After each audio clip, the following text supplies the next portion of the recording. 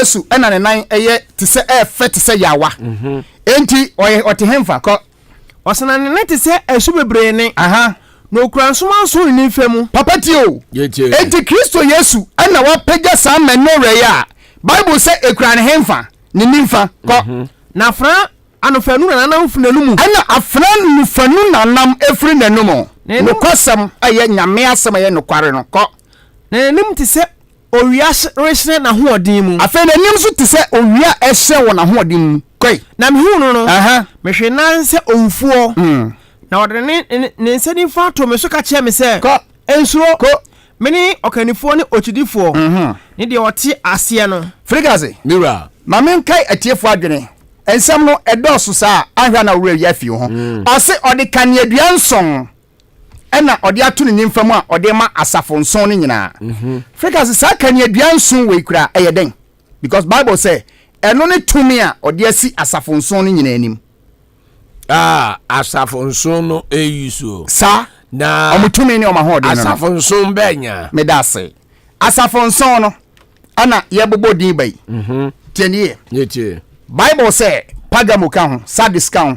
Smyrna ka ho Laodicea ka ho Philadelphia ka ho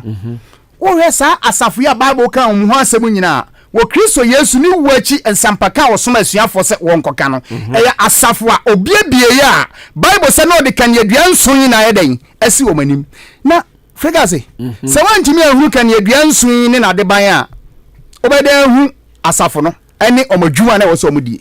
ejisa kania no na de ba ne se ne de yedai ye so esifie o me ho hyerɛn nyame nhyira ana se de yedai na nyame nya okese se wabusa asem kese sei frigas kan yadua nson ejira homa no kware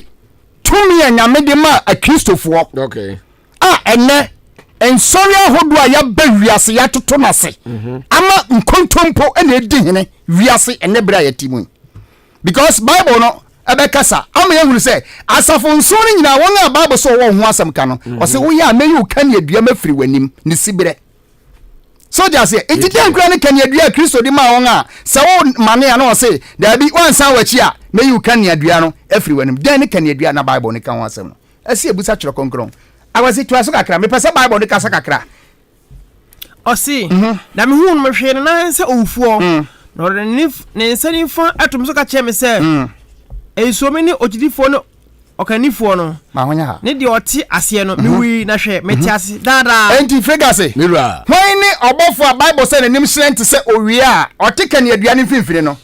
oso owi ni wasori na oti ase biem na Yesu a meda wase yanka oso na mekro wo ene asemado nsafoa wati ni yepa enti sa owura Yesu osi tumi na ode asi asafo na nim no asafo nso no nyina nim no oti mfimfini okay echese eye na hoodin a ode masafo no eye asafo no enchekere fi Nyankopon ankasa emfiri nipa twaso oso twa dia wahuru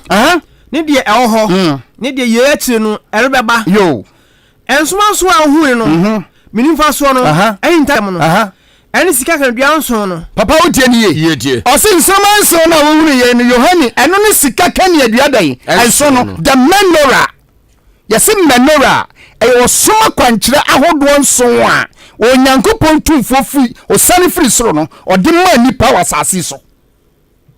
enti asase so ayo esom enson yewo akwankyere nson aye fa so soma urade sanete na ose Kristo atini mfimfini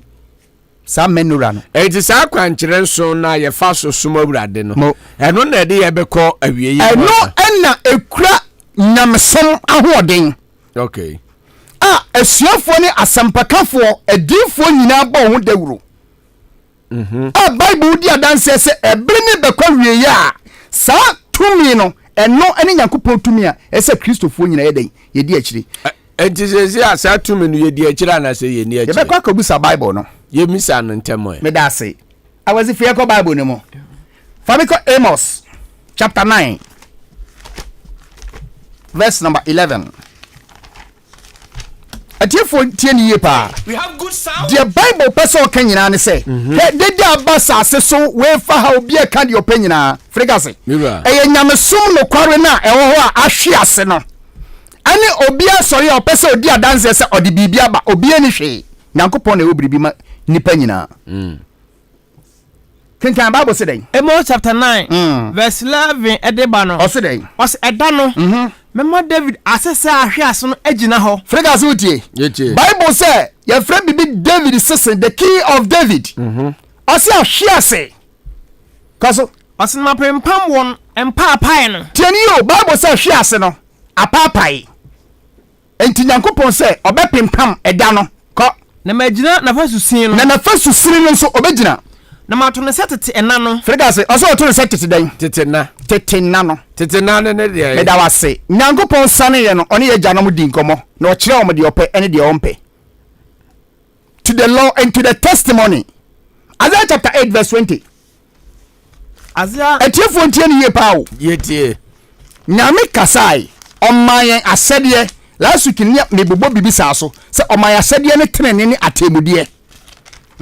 Na saade na odi si ye na the menora no Bible say Kristo timfimfini na wiase asafo nso a won na Kristo wuachi wo kansempa sanka nipa behunu no kware na ho a na eyira asa sore no ne ya nantimu na nso me ne okasai die papa se Nyankopon hu ye mobo na ye di kamfo ne sansane abasase we so abehwe bra obiri wo mogya ni kan no kura gin sore awodo e di si ho no kura mu a wan hwe a emma ebesi asoro dem no ye ntimi so ano. Yes.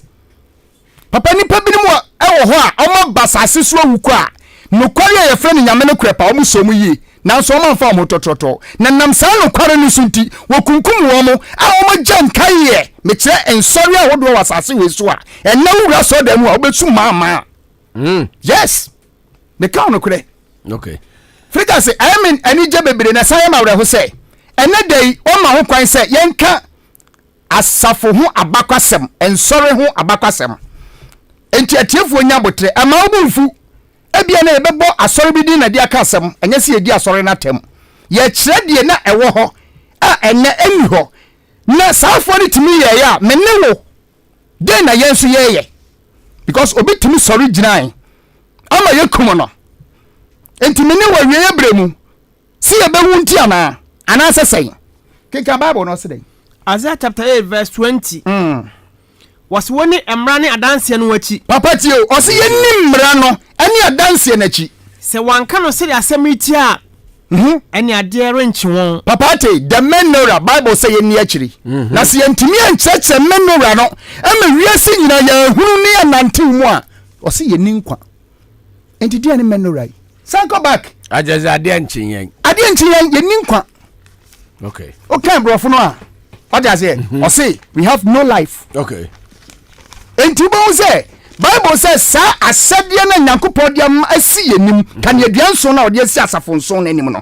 Wonim say bra Kristo ma ye no. Jewfo ni jan Nyankopon asede to ho. Ana na o mama mra ana ode teti nipa. Okay. Ena ememe da ana kuma de na wakodidi. Entini achew. Wo se kuma no makokun. Yeah. Dabi Bible say Nyankopon no oye homeda se nipa ni so no anya homeda se medi nipa so. Yeah. Tieni Yesu Kristo kwa bebreki sa lo no. Meda se. Enti ba se Bible ni mo Kristo Yesu ni wachi. Yanko Bible mu ni yanko we se so asuafo ne nante menora ne so ana. Yanko. Makotu Isaiah 8:20. Wakan. Afi Famiko Revelation chapter 14 verse 12. Etiefo ntien ye pa Ghana fo inaya the menora na Bible kan ho asem no o se ayasade enson frika se asade no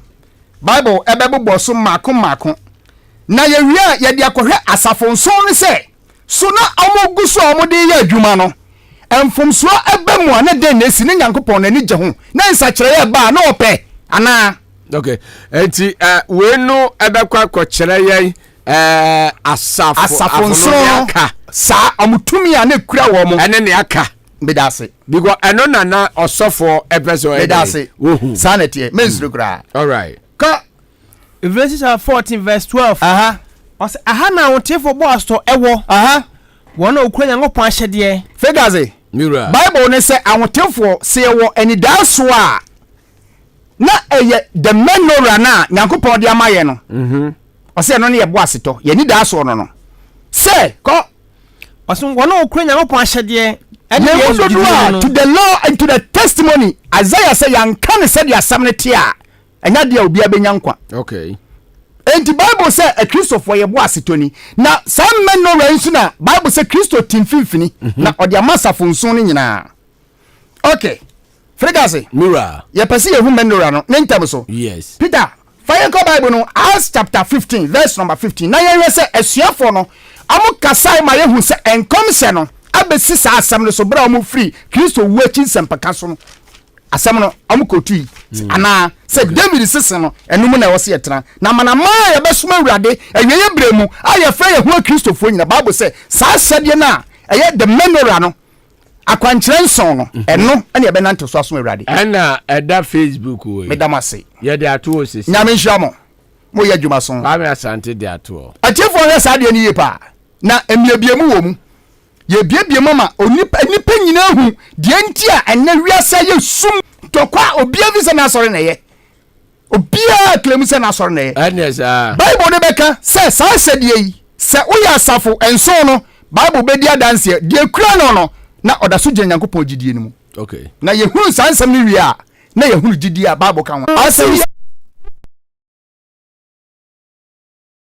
no dada se yeni machiri no jeni yo enan nyina achi no mesana besi David ntomadan mesana besi David ntomadan a ahwe ase no biem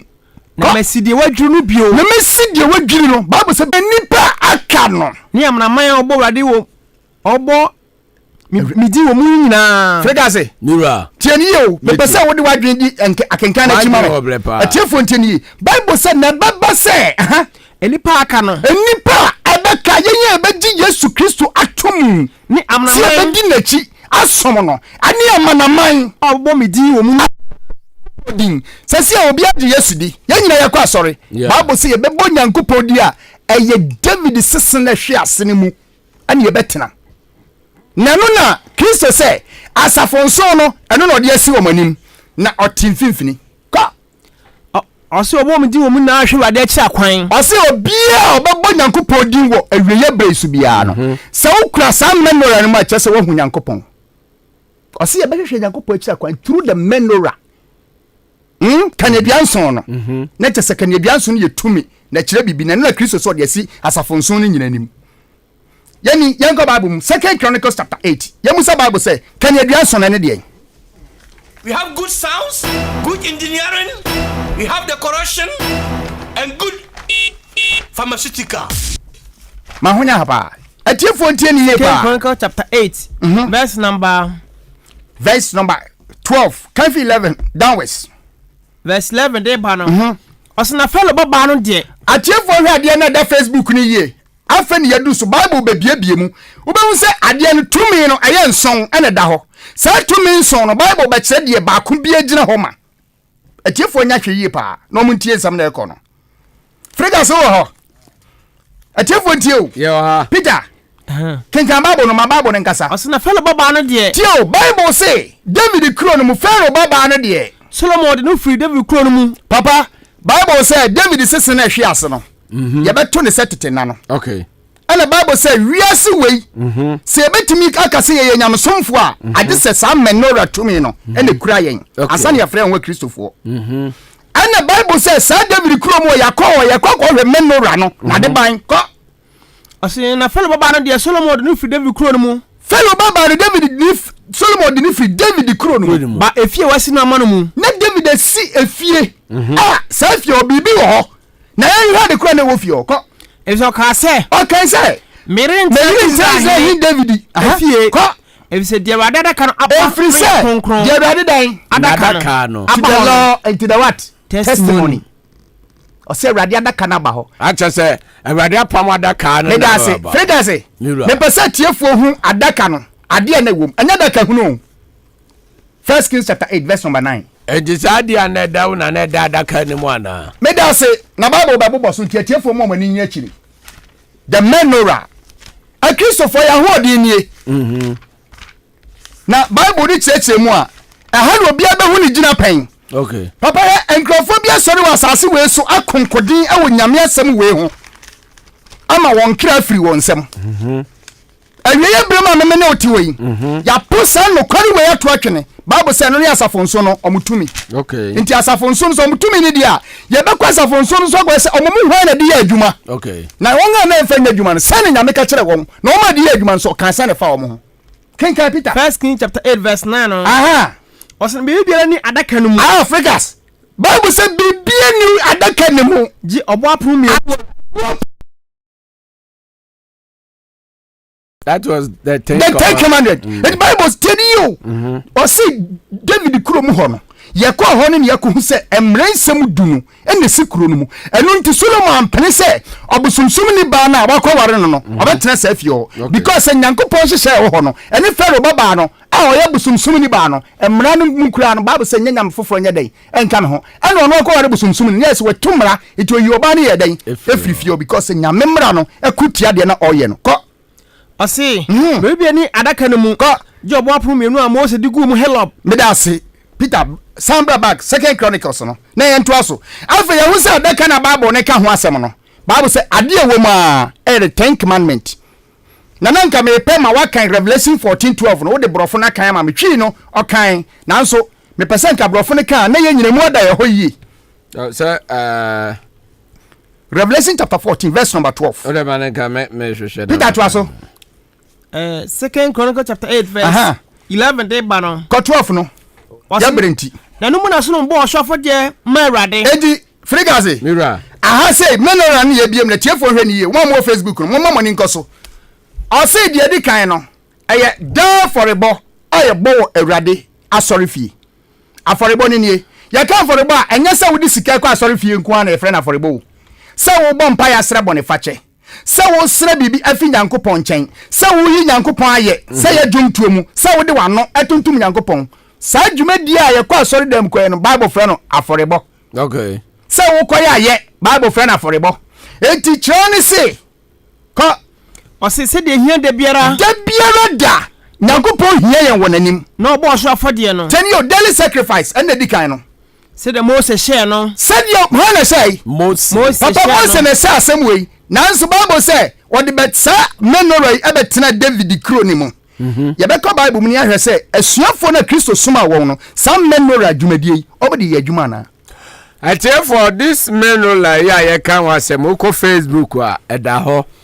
Ahenkan 9.3 FM on Facebook na wakwa he adekro ya Osofo Steven kan wasem Bible say menora no de di kan no afollow ejina ho ma daily sacrifice enti enso no ne yabobo so na ne yewuram sisi ano yabobo so ba de di kan no ye daily sacrifice atiefo entie ne ye figase enso ne wo wiase nyina aye bonyankopon di wom daily sacrifice ye nyina ye na Bible say ye be yenso a yenye wo ne bremu ne breso tieniu o ko Bible mu a wo Bible asem mu no sa ahomache asoro ye na ye no figase tieniye aya ahomache no me ensa wo enye no onum ne fa wo enti ne edikan ne ya ahomache asoro ye na ye no aforebo na ye kobo na ahomache no me ka obibi wa Kristo Yesu penso no na ehia se okum Kristo hours ni nyina ho e bo don etoso 9th hour Bible say Kristo ko bo mpaye mpaye na chiri ye kire no yeah ejiroma aforebo a Kristo di nipadua ye den edebo no me da se afe adechi don mu no Bible say adechi ye bo to don etoso me nsa ane ade Yesu sa asenu aso ejiroma aforebo don no a Bible ka no osini bremu na ye mo no menora no first one na me chekire Bible no yeah ntetiefo hwe ne ye afei ubemu se Elia ne oman ni siai pinten wo nyame asem nyame mra na yira no ho na Bible say edu aforebo don mu no Elia bompa ne Jeffrey so ye den sa edon we ye mpai bodon anyakopon ahyeda hyehyama Kristofo na hwe wa Kristofo nya si enye o ye instead say eya homate no me ensa no ye twa ne bo no num ne fa ansa na yakonyame anim enti no ya ebo ne wo ha fika so ma ye time ne se nonson ye ba no nkro a me pa chaw oda so tie agwam mabon me da se tie ni ye nyame osemra ontimi ntuhu agwabe ga jense asada mu hon se de ya ye hu sa ha ye se de fan bo ha se de light bo ha no sa na nyame aye no enti ahomache sorry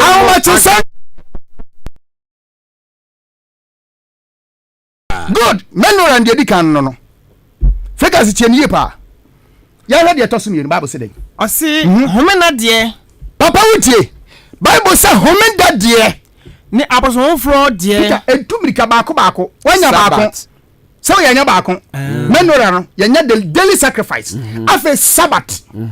for Boniface AD 312 ana obese mra say wo Rome amamuo mu yakum nyamsomfo kumakum omo nsache o madwe so mbeda homeda ni di dufo na so den asofo ni nyawo kuo mo asempakafo nyina wa hye o mase etide na wose ye sorry no e de o mo hokobo ju asafo no na onya won anche ohini pon bi sorry ye friend Constantine ala papa yi o say yenya ju fo kuma ye kum wo mo no ninim die mu no ohun se okum ntimi ensia no eti oni ju fo be kan bomu a na chese ombeka se o ene na wiase nyina bagi nyame apam na tum dia ye nantiw mu okay onya tumi no AD 321 ena o establish se ye ni homeda biem etu kai catechism ye wonoma ye friend catechism okay page 50 o say what tell memene da ho ade ko hye kwasiada okay menora rim de tosum ye no ye homeda som yes achefo ehwa mama mi ye pa enye kwasiada som tieni Sabbath Oma obia bunfo ye hwe ensori hu asem ye kan church history kwa nam so na ba bi yadu ana ye biem sa no mienu no mama grounds a eche say nyankopon ade Sabbath ena ma yen menoran de tosum ye no ye be kwa kohwe asafo nso ne say na omo ye ne sa na okay ɔse homena deɛ afei homeda de no Sabbath weekly Sabbath de tosum ye nsa ne abosomfro deɛ every new month bosumi asase bia ne de dikan Bible say homeda okay sisi juana blanda yeti teni ye ma me pa ni ensa no enti sa new month no se ekosi juada o ebrada da bia sibia eya osomda ye fen holy convocations eya napon na wonyamsum mu wonyankopon anim na figures it o afina wo ho no nyankopon wo na dudu wo mu a ohia Kristofo ewo nanim a wo se Kristofo eno ne aforebo asem na ye dey ye ka no okay ehu hia nyame yie pa okay avetenie ko Bible say dey ɔse ne afahye deɛ afei figures it o Bible can say daily sacrifice yes ya enso no de di kan eno ye kono no onum ne fa ose homeda eno ya je tum say homeda ne de ye de ma Israelfo ye be kono kwasiada to aso afei afashe de Bible say afashe bi wo ho nyankopon asa hyehyɛ ama Kristofo ɔse dafem prensa ose afibia ye be se fam prensa e wa awurade anim epiti na pona figures ebranti me pese tiefo hu say sam menore enso no sesia kenkan ɔse epiti na pona ye di kai Passover adapen na pona the last supper after the fix of weeks Pentecost asese na pona ana asese na pona atiefo hwade na da ho ne yie no Bible says say tumi we Kristo timu otimu na no ne asafo ne tumi frigase bambo be na mene we ye bo wo sa no kware Bible kan hu asema Bible atwerato ho bambo be na yen ye wo ho sesi yi ye gemu na de obia be fa ba bia na ya suye mu ihe Bible say dani ba ye be dani afiri no kwasema ye no ho kotia na nsesem okay Romans chapter 1 osi nipa be dani afiri nyankopon asem ho ni akotie nipa sem ne obode na awose nipa nyina asom ne daa no ye be kwa kosom abode okay na na sesema ye se ensom nyankopon de di na otwum kan enti se we no akere yen ami ehu se nyamesom no daily sacrifice Sabbath new month Passover Pentecostal and what bakuna ho no yes saying is it shelters atonement ena bakozo down empatada fregazi afimu ni nyina ho nyankopon yi da bakopesis asiwa Bible se duru a okra bie ni di ye nyina ye mfa ye refuntu oni enko awurade ni ye kwose fa fache medase entietiefo ntie se ofi se wote asafo bi mu se ye Smyrna se ye Pergamo se ye Thyatira na wo se woda sukra sa akwankyere nsun na wo se sa dani duru a wonim da kro de a ene Kristo beka cho se owo hu asamka enti now osofo na asem Isaiah na asem obi sa ene se sisi a nyamesom no eye nson right osofo Isaac semebo a am I correct nso na nso no ages no sesi ayewo age ben ene ewo no me da se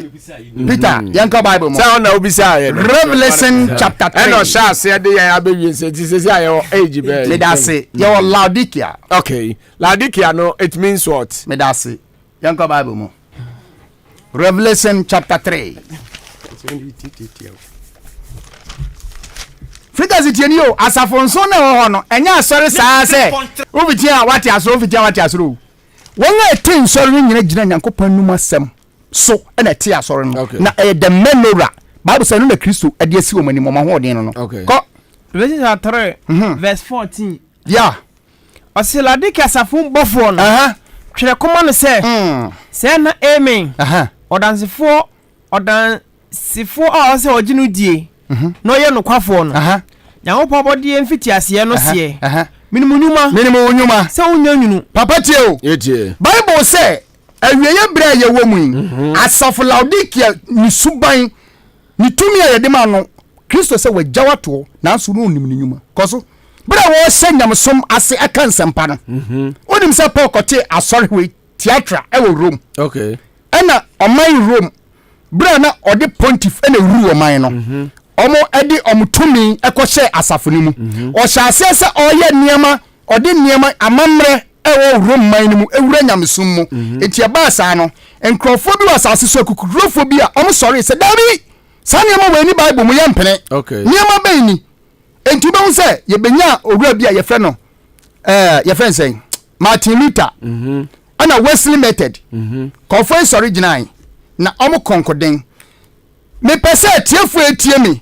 yamusa asafo kese asori konkron methodist say John Wesley ote ye ne kondaben tiefu etie mi yepa so otesi enkon ukuada adwoda ebenada me pese tiefu di sa asem ye chikwachiri afei Martin Luther no sori ye omo nyina hyase da bi yempre ensem amodi free eho eba nyamsom no ani nyamsom na nhia menorah no sa ne ma wenyim afasa Bible say yensen Passover afi bia ne edi baako ani kura bosu bia di kan ne de to so du na mu eba ne sen ana fa de Passover a Christopher no bi the pontiff no o hye say ba bia ye de bia da ubetini de rede didi Bible nso sa de ne ya afi baako o dia say enti ofre ne ho vicar tese Kristo chi ono na ho etubuzu science ye say uranium sumu Bible say Martin Luther no mo John Wesley no mo omo sorry ye omo ma ho kwan but for sorry omo say dabi yenim say Bible say mo su wo asubontimu aba ne say na mo say mo su asori dem enkoda de ye mo mo su ye hira won ada na mo say bebo enkoda su omo di wei ate won ho science wo hu say niema bi uranium sumu a enye godly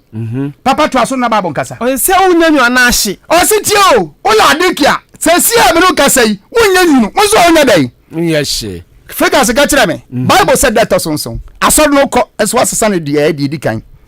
Bible say yen se from Nyankopon Passover ana o say Easter ade no be yo na wonya nyunu no ayese de nyame aka mfa nyaduma asafo na ya duru so no enye asafo ye na awurade pe enti wo hu wiase resisi a fika se so asoro ya wodom esno de medom esno de obi adom na wade sua we ho wo mmoa ne ketewa bi emmoa saa o yenya brema nyame na obebie ye nyina yani ade akodu ba bi a wo seedu ebia de me no kan ya sha sese de wo hunu asafo Laodicea ne breso na ye wei asori bi asori oka de ope enti edu Laodicea no those days no na asafo no obi aka ne ope na tie ni ye sa Laodicea na ye ka no me ka kire mu na atiefo tie ni ye wenya sabi ye nuanom kwasedafo asori asamu we ye memedafo na nkasa wona wo fra wo se we jufo no Bible say hwe obehu memeda asori bi memeda ne de okwa asori kama nanso tenafia anwumre 3 o'clock no bekwa asori oko Bible mu a o se anopa aforebo na anwumre den aforebo enti homeda som no obekọ anopa na awia de enti etisa no aya anopa aforebo na anwumre ana yen de memeda sorry for no sebe mesremeka etiefo emfancheme aya na dodo na wo se yen chechire mu ase opeso o kire se memeda sorry na ye enti ono de o ye memedani but papa we are so me dani no asade na kan the menora what you say what fa the atosumi no the di kan kra on fanya hwe okay afase na no fanya hwe bosumi foforo hu me da no on fanya hwe ana wo ho se wa sori no na efi awurade na ye nyame ma na ye wa sori dem wo no enti bible no ye huni se menora no the seventh ni nyina no enya no na e wa sori fie na yetimu na aka meti numu awo meni ha okra na mama omre pa na me da wase pa nyame be hira wo wuti ase enti asafonson no bible so de kan aduanson we ne si wo ngani okay ana meme ne ukasa present sesia kasa yi frika se esro ba bia odom ba bia me dom ba bia ye yesia wa anya so bia ba bia obia ekona ankanya bone because uba hu se bro paul no kan sempa no home da du a as 13 16 93.3 ankanya bone sa sorry do so nanso me fra me hu sei ma sorry na di sei o hwe ne ya ye wo mu ya obia obe sorry bia o de ye frɛ no yes o de ni din akire na dwuma wo ye onyamsum o di ase enti bo se o ma ho kwan na de bible aka no ka wo de emfa ho nyame di ebia enkom se adom nti utimi hye enkom ana wo de ate asɔre a fa de o de asi wanim ni kyekere o man no okay isan no ya adom akyɛde wo bi ko ɔsedɛn Acts 16 verse 13 aha ɔsena homeda duriye no ye free kuro mu ko esu bi asomfo nyuma o bra paul no mugusu e kan sempa no okay na homeda ne duru a the menora de toso mienu no bible say na paul mu de ye adwuma okay ye free kuro ne du a amu free kuro no mu amanaman na omago kan sempa wo mu judafo hia dan ni ho okay entina wo so mu pa ba bi o mu be hia som nyame ko ɔsi ye free kuro mu ko esu bi ho aha ba bi ye use ba bi ye sorry wo ho na ye tena ase no ekasa kire ma obehia ho no papa watie ni ye pa etu be unse paul no na makwantium no no mo de menora no eye adwuma menora bible kan ya kan say ba ko bi o ma ye friend the feast of weeks and as a pentecost think amame 1 Corinthians chapter 16 verse number 16 ati fo tie ni yo me pese ye hu say paul no mo yesu wo chin sempaka no amu gina menora ne so ena suma awurade no mo wo achi no den na ekoso enti eno be determine the coming of Christ me dase sanity e determine pa ya de tumi asi wanim say we na ye na wo ya de foforo okay unsu san kwaje wo de wo ye nim all right king kan bible no 1 Corinthians 16 verse number aka meti me no any problem 16 or say 16 verse 8 downwards verse 8 no ɔsana metena fi so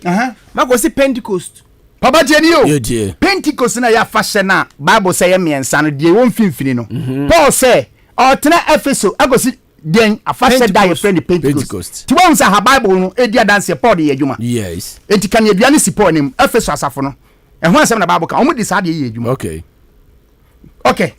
kenkama me Peter Acts chapter 2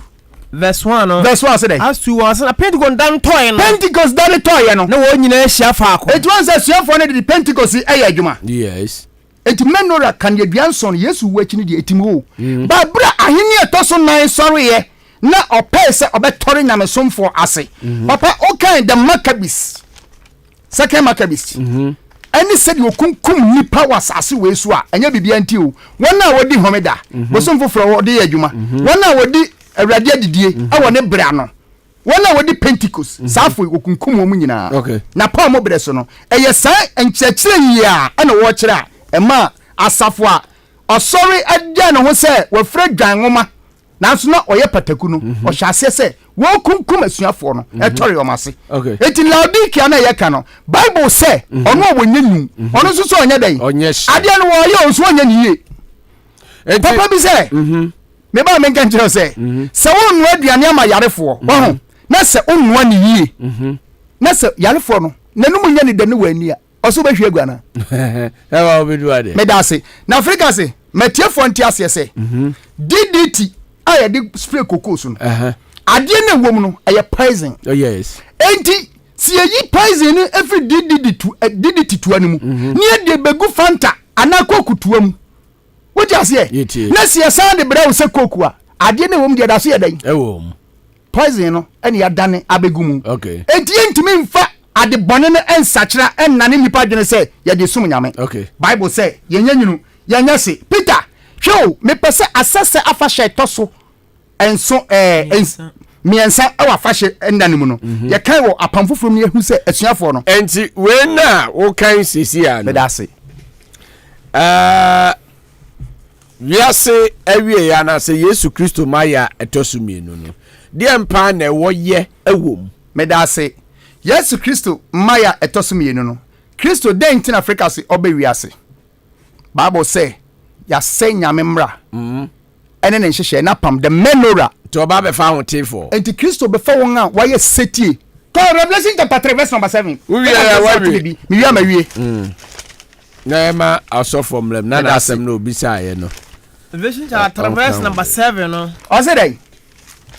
Ase Philadelphia asafo bofo no. Frika tie o asafo enso no sorry asafo enso no Bible say baako wo mu a ye frɛ ne Philadelphia Ene body obi dia to na so. Very good. Enti hwade Philadelphia no Bible kasafa no ye hwɛ asɛm a wɔka Philadelphia Philadelphia asafo bofo say. Hwɛ na fa koma saa asare ne sɛ Say na okunkun ni. papa ye ka Philadelphia awieye bremu a asori bia Philadelphia wum Okay. asori bia Smyrna wum asori bia Pergamo ewum asori bia Thyatira suban no ewum Na Philadelphia ho. Philadelphia Omusuba na yesey. Bible na echirim ko osede Ose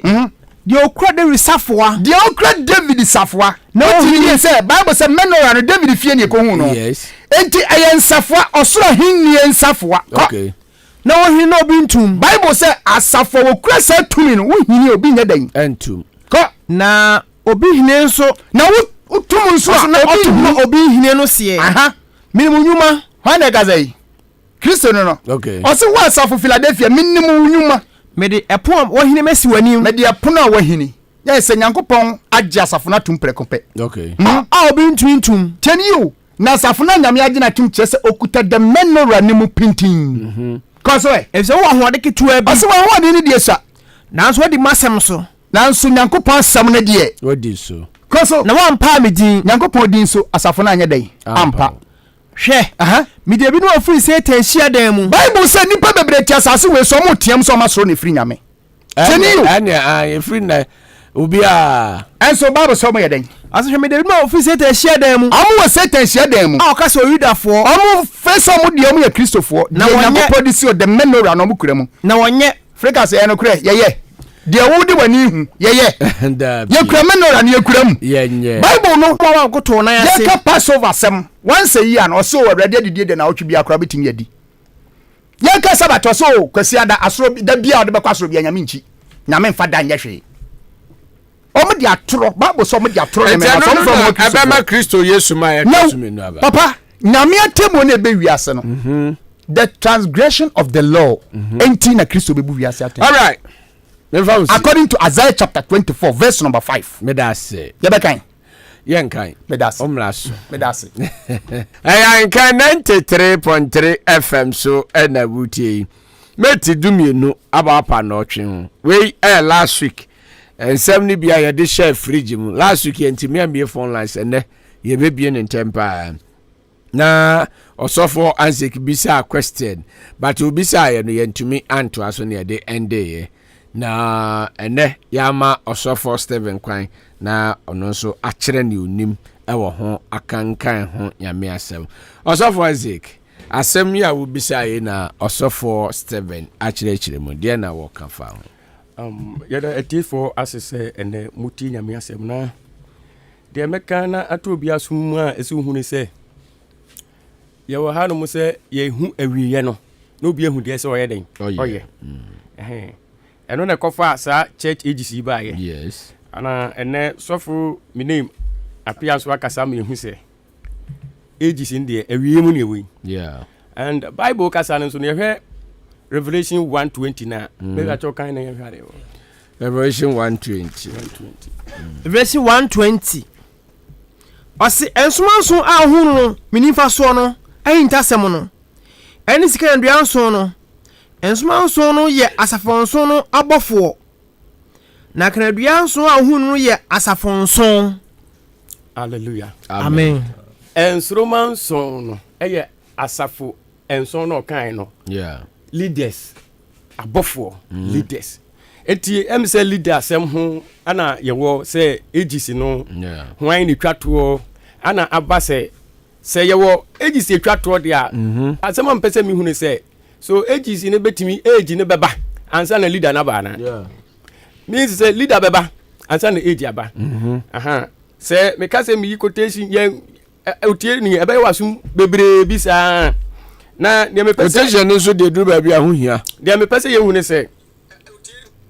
asem no eye church age eti sofo say nyankopon ni timfinfin ye ka say nyame timfinfin a eye anointing oil e wokanem ani Kristo no oil na e wokanem mu no eno no oditi mu no eno ti no say ekoba say ase ebeye bibiti say emransem bi dia sa de dikan no sa we say no Abraham uko se ka muhu Abraham na enye na bebre wo ho wanu kura no yi egu o chaw na de mi pese ye hu ne se eye mra bi dia eye de na mra no ye ma hu leader okay eye nyame asem eti eye church no age ni na wo leader eti eye church asem ana ye kana de te ne se church no wakapa ewo ma we se pani bi bebu asore no obue no nyame kwan so eti nyame kwan so na ne wabewu na okọ but de enti ebenya ages ni ana sa church we no na oka bibi say obi ate asore a sa asore we nya obi ote eye nyankopon na hye de a wahye enti na wotworo ni mu no enye obi asore bi osore yi say okote because ni leaders na nkasa kura ni nsem anu ti ni enya ho quotation ka say watworo say obi beba aha ye Malaki 4 no chapter 4 no sa ni pa no obedi Yesu anima ye kan so timi say eye dreadful day a eye atemu de asem okay na woka eno ti no sa leaders na ebeba ni nyina ni kura nyankopon na nkasa wono ne wayi wo ma eye angel bi a eye power bi a ya ba wuni pa na wo de bewura ni mu ai wono nyame ni nsem dada enti say ha kakra na menti ya say ebe ye say ase emra bi sa eno ne de eye church age ba sa nyame som na ye som no mraka ho ana meboa on say emraka ho ba asafo na sem na ye ka no on say asafo no pedane say Ephesus no sofo betimi aka kire Ephesus no ye den na o ka say emra no ene niam asiye ye wunyame sum mu no say emra ne niam asiye ye nyame sum no dia eno ye enwona eye Kristo power ene wom power etino age ne de say asofo ne ko ana nipa na obedi ekire na omo hwe asafo no ubese bedu ba bi na ye basa bi enu ti na yankopon na hu ye a ne seven spirit no e wa hingwa na animu no ohu ye se ese me hye asafo ni se because enipa be ye say because eniema ye wasase wesu ni nyina te se obi aye ne clip na wode ahye adiem no ohwe nyame ne su sa de enu ti ne waka awie ye nsem nyina asi enya fe na yankopon no o hye awie ye no wono wahu ni nyina wa eda hot na nim te sa hwehwe na ohwe asi enu ti no na nim no do oka ni nyina wa hye dada na eda ho because wo hu se nipa bi ba besesa emra omo beba besesa nokure no eni ti omo sesa ne pe na wayi sa ahoɔden na ye ɔno ankasa no e de awura obi mu ni abenya church we eti eye age na ɛso na aba ade ensɔre ne de ɛsɛsɛsi anso de chapo enya ensɔre asɛm we ni ye Kristo na ankasa na safo na safo ne sɛn ɔse de ye hu ni di won kwan ngomanimu no sa nkwan ngoma we asɛm na ye kan enye nsɔre a yatete asɔre ne de ebi wo okura nyankopɔn kura wo hu yokura de da ho na yaka asɔre ne bi wo ho nyame onim pose asɔre bi wa asasi so sa adenti na obeka kire binim se mu so me so nkɔ ɔse awurade yamfa wudi anse nkɔ yamfa wudi antu ahombɔne ɔse so me so kɔ minimu mi hu da wa ye ne et dabi mi hu da ba asɔre a yeka ho asɛm no se enkwa ngoma na ewo nyame animu no asafu we ne yeka ho asem eni to onyu nyankopon na hye na asafo esi wo dada eye age bi abeba honhom no asafo ni eye rofo bi afiri nyame kwan so a sebe mesre tiefo eye de enye afiri kwan so a na wono ankasa ede ne honhom kronkro tumi ahode na eye enwosra ahode na ose metimfimfi no na ode awura ni pem na wayi no na no ho asem ne yeka awie ye bra eno na be kire se awie ye na duampa etiefo mutie ni yo enti na sa de no ekoso sa church no a nyankopɔn yi ne honhom ama ayi ne honhom ama a seven spirit ni nyina asi no ni leader no ɛho asɛm na ne yɛ ka sɛ waba enti sɛ yɛte aseɛ sɛ ampa church age we mu ne ɛwɔ de a ɛsɛ ɛhu sɛ leader no wayɛ den ɛtiɛfo ɛsɛ ɛhu sɛ wayɛ den waba anaa meboa enti ɛha na yɛwɔ enti sɛ yɛka ne sɛ deɛ ne nyina na ɛsɛ yɛ me ani ba yɛ ho so because sɛ age na so de a na leader no wayɛ den waba because nyankopɔn na sɛ ɛyɛ nsoroman so ikura ne nsɛm asafo no ɛyɛ ne abɔfoɔ ana ɛnyɛ saa na ɔka na me wɔn sɛ o ma me kwan bi asɛ me nkyerɛ ne hɔ no eti sɛ ɔsɛ ɔpɛ sɛ ɔte aseɛ fi mi hɔ sɛ minim deɛ mɛka bio sɛ meka na adwene kɛkɛ nyɛ sɛ gyina ba na leader de ma yɛ de a ɛneɛ na leader no ɔbɛba da bɛn ɛha ne yɛhwehwɛ mepɛ sɛ mehu papa ɔbɛkae sɛ kristo ne wu akyi nsɛpaka no a asuafoɔ no hyɛ aseɛ na ɔka no wɔhyia ɔtayɛ paa ɔtayɛ berɛ nom no asuafoɔ no dwane dodoɔ no dwane ɛma saa nna nom no paul ɛyɛ ne ho sɛ kristo asuafoɔ no ɛsɛe nokorɛ no nti ɔno mmom bɛme akyekyere wɔn ne akunkum mu nti asuafoɔ no obiaa ɛmpɛ sɛ ɔbɛpie ne akye no saa bere na ɔtayɛ no mu nya din kɔpem sɛ Efeso asafo na nkasa no tie ne ye ɔtayɛ efiri wɔn so AD 300 to 538 ɔwɔ yesu BC4 ɛma remfi bra ɔwɔ yesu no na ɔman Rome na di wiase nyina so nya sorry Rome mepamokyɛw nya sorry Roman ɛyɛ ɔman yɛ friend Rome na na di wiase so na hwɛ saa stage ni mu no ɛsane sɛ atetea na kristofo ekomunti nyamesom no mu nya ani mfa nya dai ɛmfa nsom eti hɔ nyamesom no na wɔ hɔ but when na edi anim ɔsɔfo no hwɛ aye asafo ne sɔre na ɔyɛ nyamedwuma na Satan de ne saka asafo no according to Revelation chapter 12 verse 17 Bible say asafo no ɔbɔnsam no nya ɔko enti sɛ saa ɔtayɛ no nya sɔre pɛ yɛnhu akristofoɔ no ɔmo nyinaa obi adwane kɔtete na nyamesom no abra ase enti saa na we mu no ɛyɛ ɔman ne di tumi ɛsesɛ ɔman mmara yɛmfa nsum nyame ma asafo no ɛsom sɛ papa bɛhwɛ ne yɛ 538 to 1798 ɛna yɛnya the 1260 acres of land ɛma Constantine ɛkɔkyekyerɛ Constantinople ɛma Roman asafo no baatan no kɔtena hɔ a yɛfa wɔn sɛ wɔn deɛ mmara ɛwɔ Rome man no mu no wɔn yɛ nyame asɔfo nti ɔmo ntimi mfa bosom nneɛma no anya adwuma ɔmo yɛ akonkronfoɔ a ɔmo wɔ kwan sɛ ɔmo de bɔne yɛ dɛ ɛkyɛ nti ɔmo nyina hɔ na ɔmo nkasa sɛdeɛ nyasa saa na ne mu no wo ne hwan a wo sɛ woyɛ ɔsɔfoɔ sɛmpɛka ne wosɔre a yɛkyew no yɛkum wode ase wosɔre a Zakaria wɔkum no wasɔre dɛ mbra a wɔba afɔreɛ enti ɔsɔfoɔ bɛ na ɔte sɛ yɛku Zakaria no ɔno nso abasɛm nso mini monkome ɔkye Peter sɛ ɔbɛkum Peter sɛ mayɛ gradi sɛ mobɛkum na mmom me ne Yesu nyɛ baako mo nsi mitiri ase na mo fa me na hwɛ wiem okum Peter ti sandanum no frika se me ne wa ne yɛ suafo a obeba se yaku Peter de mo nzunkum ka obia pɛ ba bi kwatɛ wodi ase entubo se persecution sɔre wɔ akristofo ni mu no nyamsomfo no bia ayirai Paul ɔhyɛ ase ɛka nsɛmpa no wodi ase a ɔtete ensafo no enti ɔsese leaders a tienio se Bible se menora no ɔno se leaders menora enye leader o na yɛ den ye ka menora Bible say asafo ni tumi okay mene o ka say ɔka William Branham ho asɛm William Branham yo bia wasɔre wasase so wadi nyankopɔn ho adanse to send na yɛ nyina te a yɛ adanse no enti agina ɔsɔre wɔ mu no no kwari na wɔ hɔ a onim sɛ ɔyɛ nhwehwɛmu no ɛno na wɔ hɔ no ɛna ɔka ho asɛm meka kyerɛ papa sɛ ɔmane wura mfisɛ meka kyerɛ sɛ Martin Luther no mo sɔre yɛ John Wesley no mo sɔre yɛ yes wodi asɛ Makia no nyina sɔre na wɔsɔre wɔ no kwari mu ɔmo wie yɛ no ɛnɛ a yɛ kasa nsɔre ɔmo de ba ya na ɔmo de di adanse sɛ daabi ya maame asafo baatan Roma sɔre kronkron no ebe wura nyamesum mu no ye ho nneɛma foforo entientimi enkoso ne nya baako wodi ase enti saa nani mu no papa ɛyɛ ahenni tumi ɛna di wiase ne so okay enti nya adifo ana asɔfo sɛ de me papa pɛ sɛ ɔkyerɛ mu wɔ hɔ no enti bon sɛ saa nani mu no Bible kyerɛ nneɛma esiye wo hwɛ Thyatira sɛ ebiri wo man kemeka sɛ yɛnka ne yɛhwɛ nnwuma bi Bible kan na sɛ yɛ nyina yɛ Bible no mu na hwɛ nti waka asɛm na yɛ nyina yɛ Bible mu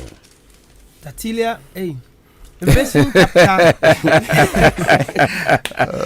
Revelation chapter 2 18 to 25 18 25 no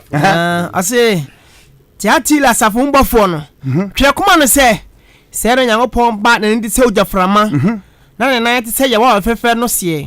minimunyuma tieni yo asafo ne wo ho nanso otaye ne sori a no ma bra ase okay enti Bible say oka che se minimunyuma sabri we period we age we mi kotu papa ebia na nani na apaso kakra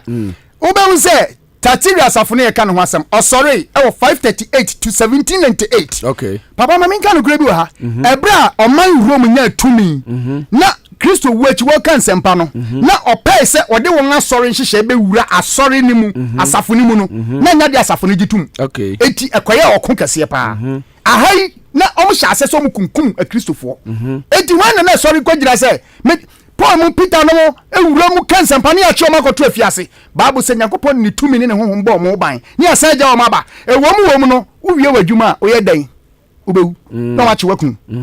etuba Hebrews na 13 no osese wo ka kwan o fa so kum Kristofo no a enkadaje be dey ebeboye etuba unse sana persecution na ekoso no nti obia nsori nyina ema no kre was Jerusalem temple AD 70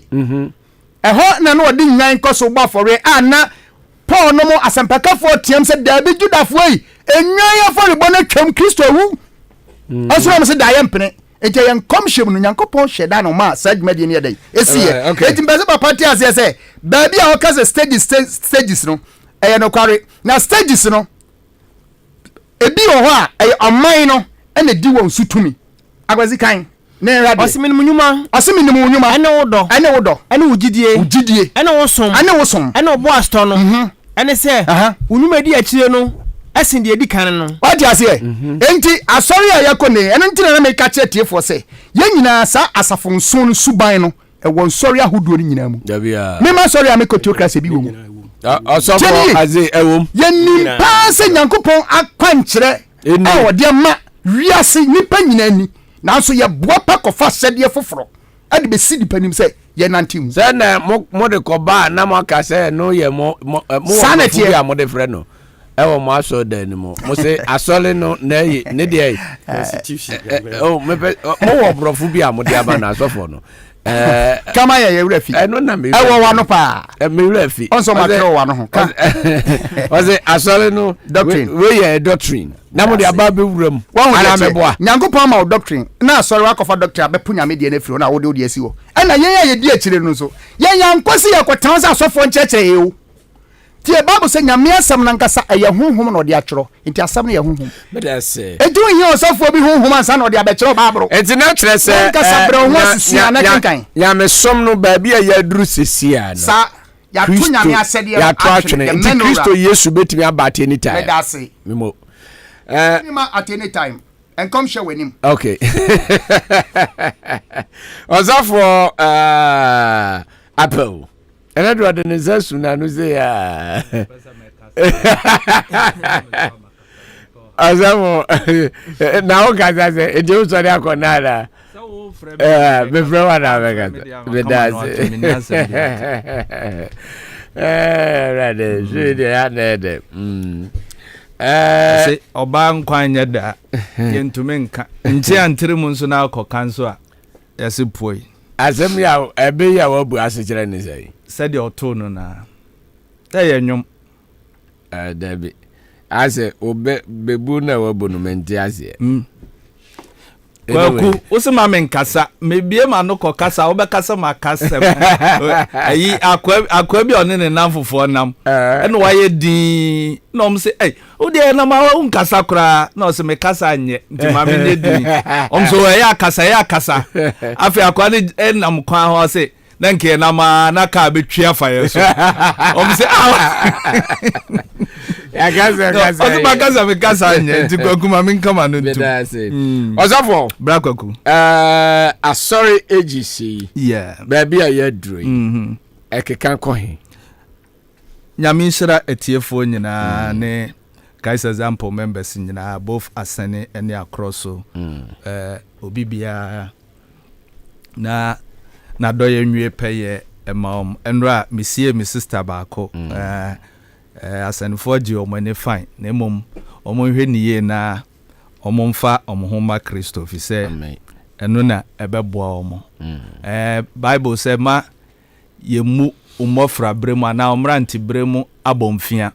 utumi jiwe ni said ye ope bia na emomo say ni nyina emu no ne ye de wo kɔ atemmuo mu nti atemmuo da no duru a eden na wo de beyiwa no nti brakwaku nyame nhira tiefo bebree papa question na obisaye eye say age be mu ene yeduru nti yepesi yehu age ko a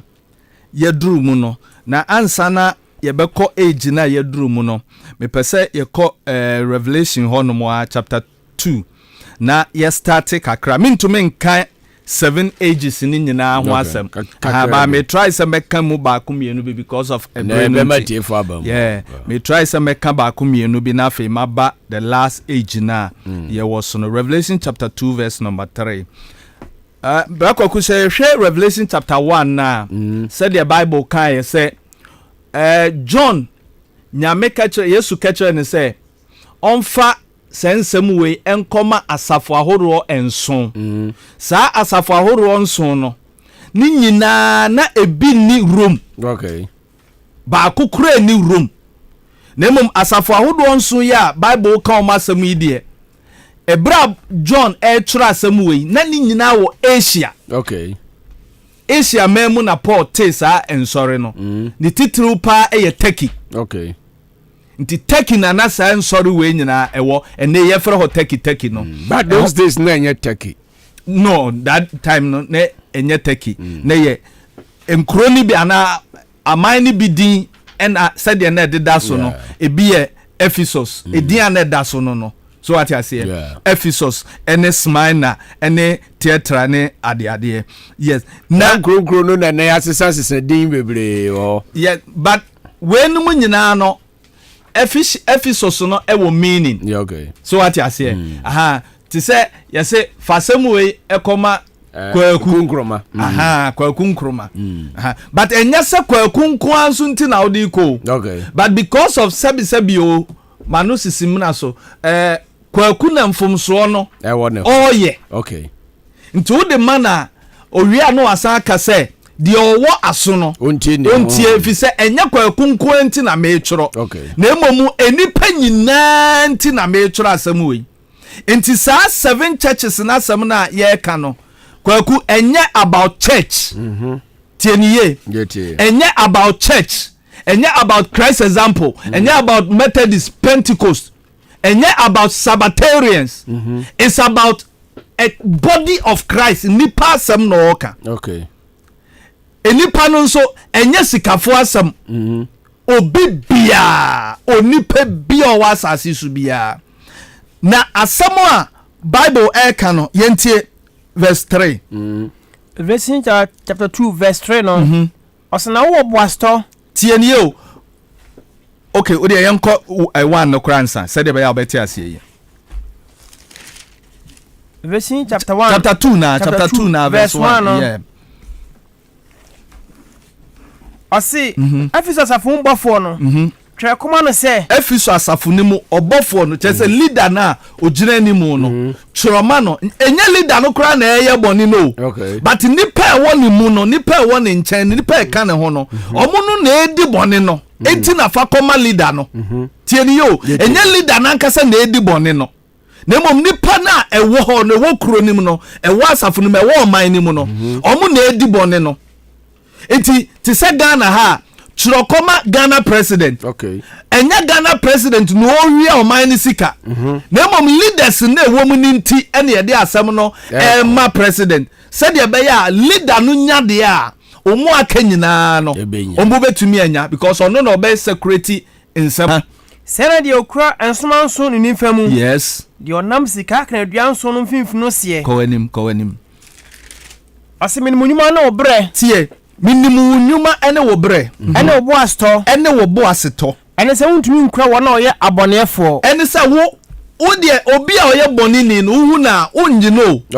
wo mfa na asem o di boni na wo kra so o se obofo we on ye ka obofo we anye obofo wataban asem na make ba make nipa asem very good na emom se nipa we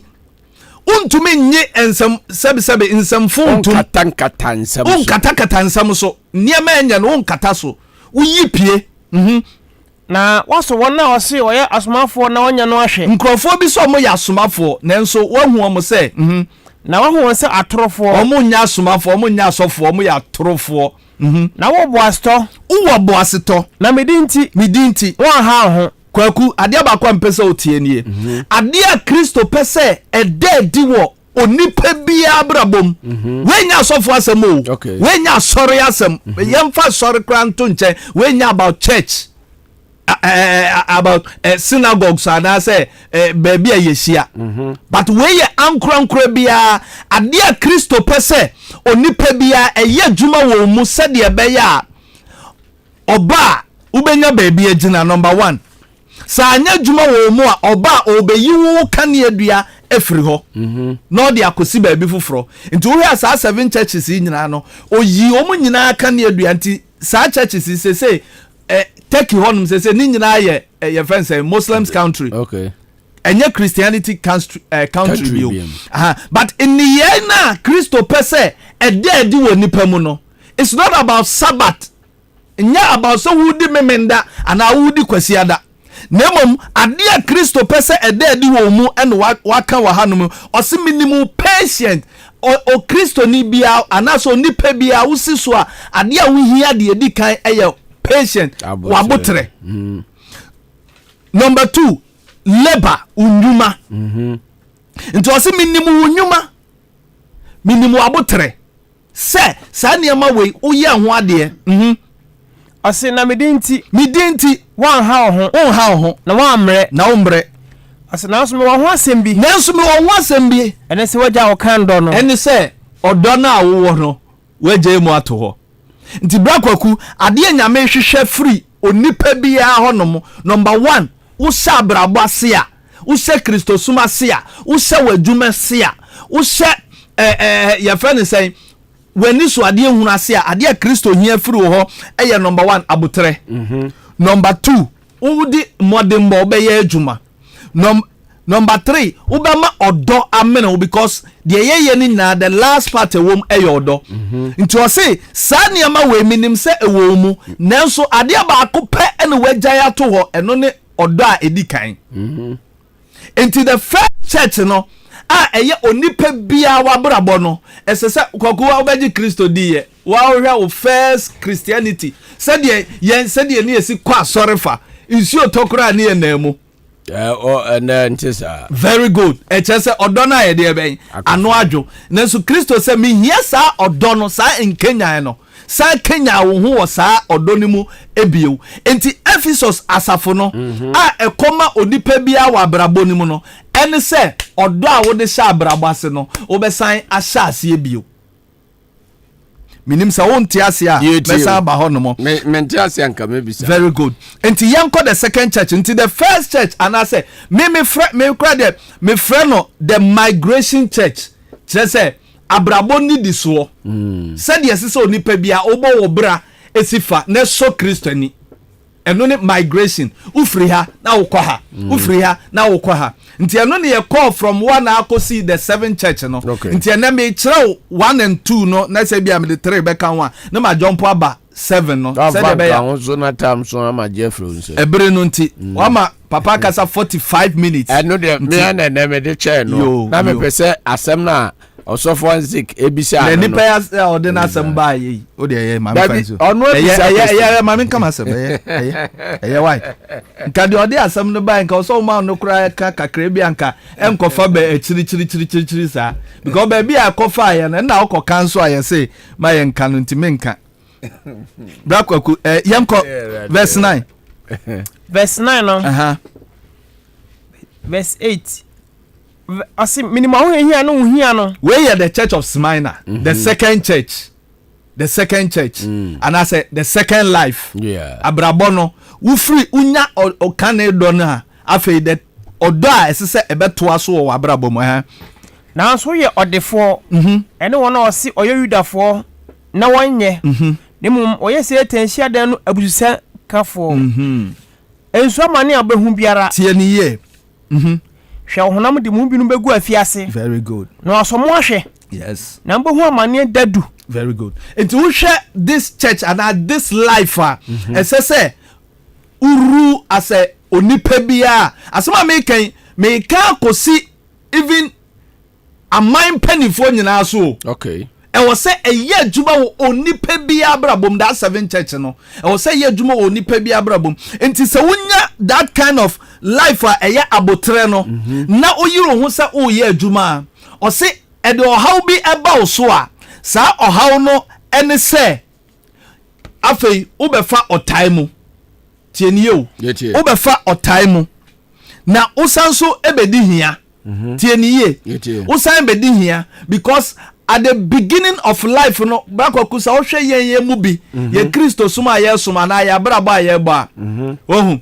anka ebia ye tete hanum nka mebei mede me benz kase bi na ba ya anka ncheme so ati ase ena me hwe eniema amaya se me kasa meto sa benz na anka meto but men to na memfa eho obi bese eho petrol to enkose nkom a yenhye me se bense enti o se me jai sa niema no na me nua hia ni bi a ne ho kire no me ma ne bi me hie obi a oni bi a o se me boa no kwaku me hwe sika me che na week a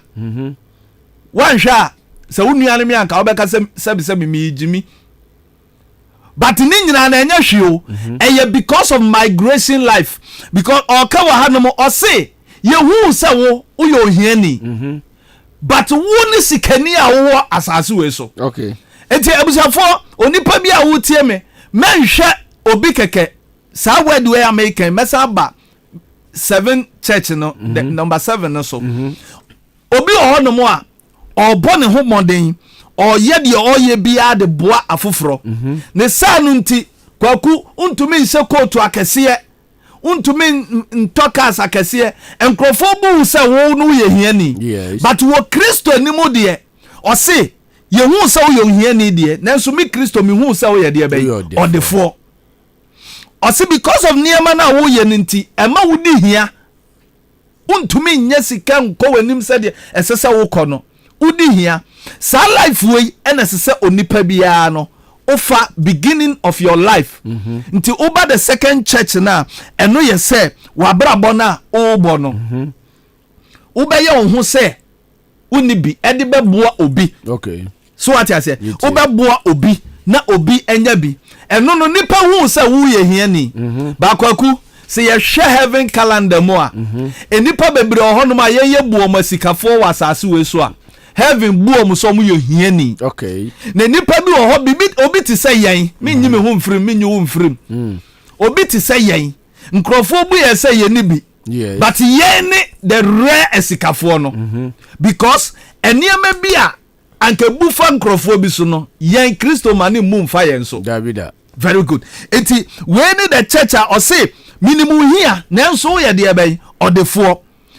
o say na wato bo ase ama otai nso abawo so o se nanso ni nyina mu no mumu bi o ha abonefo ne de mbegu afiase because of one ye na wo ye nti ye de ubegu afiase nanso o se di nukura ekosi dadu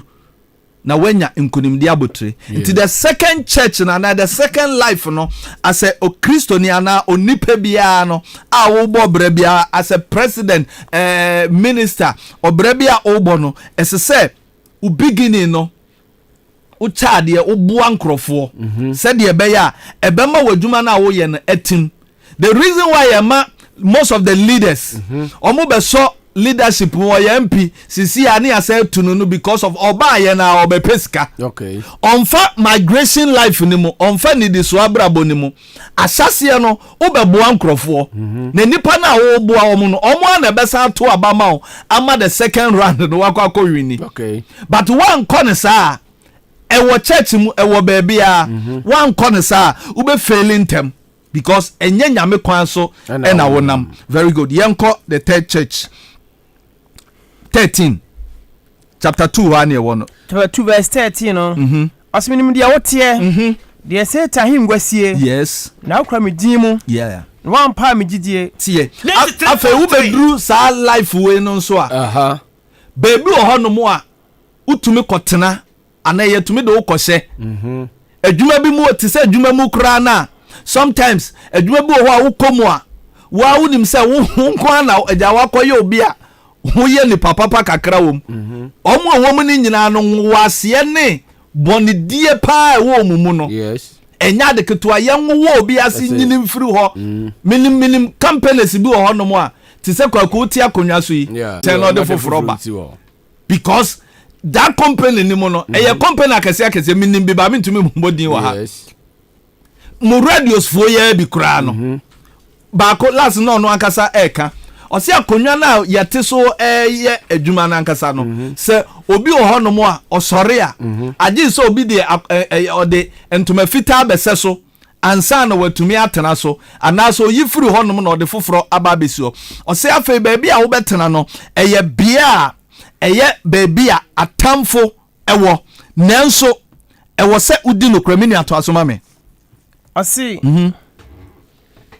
minim de otie de se tan hingwa sie ukura me din mu na wampa me gidie ɛna a oku me dance for no kwafo atipa o mu brakwaku sɛ nneɛma nyinaa no sɛ woyɛ a yɛku bi hwɛ sɛ de yɛku a kristofo yɛsɛe enipa bi ɔse yɛku ɔmo ne yɛsɛe bi no mu nyinaa no ne nyinaa no wote nanso wo mpa me din aha na kristofo bo asetɔ kɛse wɔ sometimes wo sɛ ɔhaw ne adeɛ bebree ɛkɔ so enti 7 na waduru hɔ dabi 3 me be jump aba 7 yana do 7 no na ya matie formula very good enti ahanum nso ubeduru a eniema bebre koso etise Kristo summu ubedu sa level we a utumi duru baabi a utumu se ye kuma Kristofo ye sei bi nnwuma ye sei omoniema ose baabi a wote na ho na Satan so na konwasie nanso ompa medin enti we no so to you per unchechire mu no wo de no akwaya nipa efa nipa ho kwaku ye ka checha se ye ka Yesu Kristo ka se masafo a enye edan ye si baabi o dia ye nipa ena o ka wo Matthew chapter 16 kire Peter no o se Peter wo so na meden mesi masafo wanka se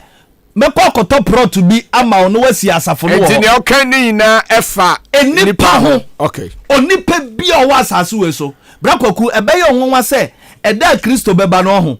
obi o ha ebia wasi asore dan wasi mu mienu pe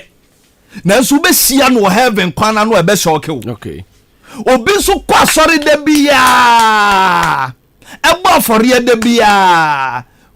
no me ensa sorry you obe sorry tembia nanso heaven onkobi okay because dear Christo person oye no it's not about Sabbath, it's about juma wo ya wasase we so amano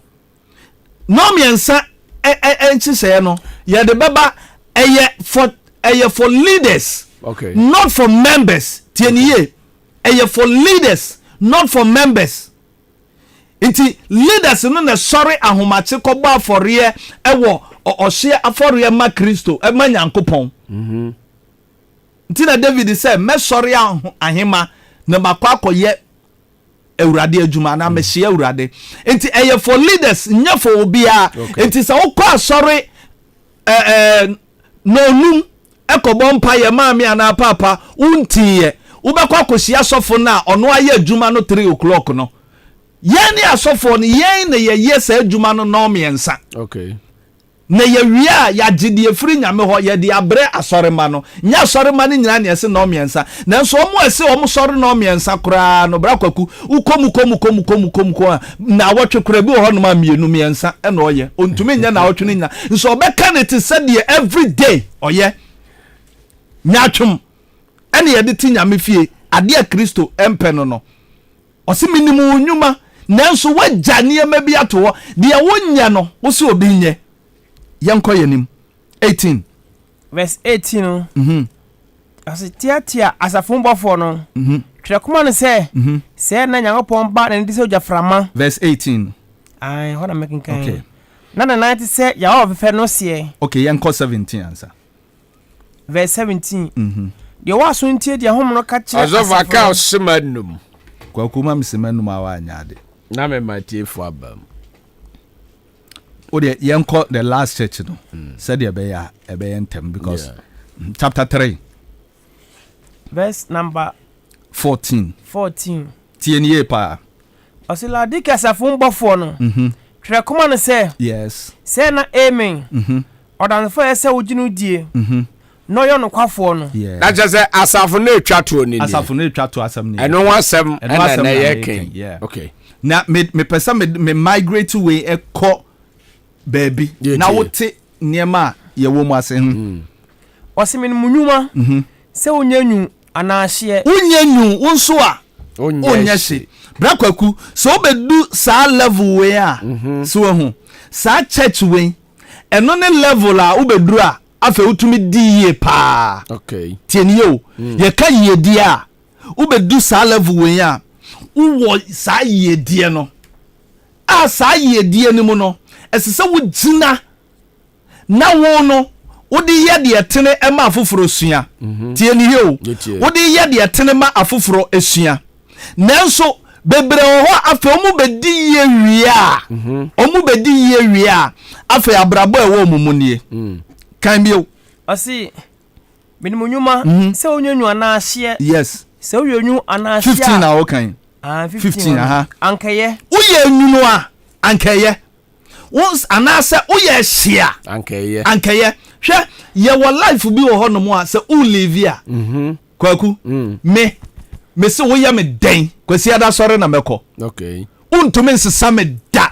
minim amount a wo de be sesa me age permit utumu se ono ne yefa ne se oye adwuma until say ye hia no Damascus until say ye hia no Damascus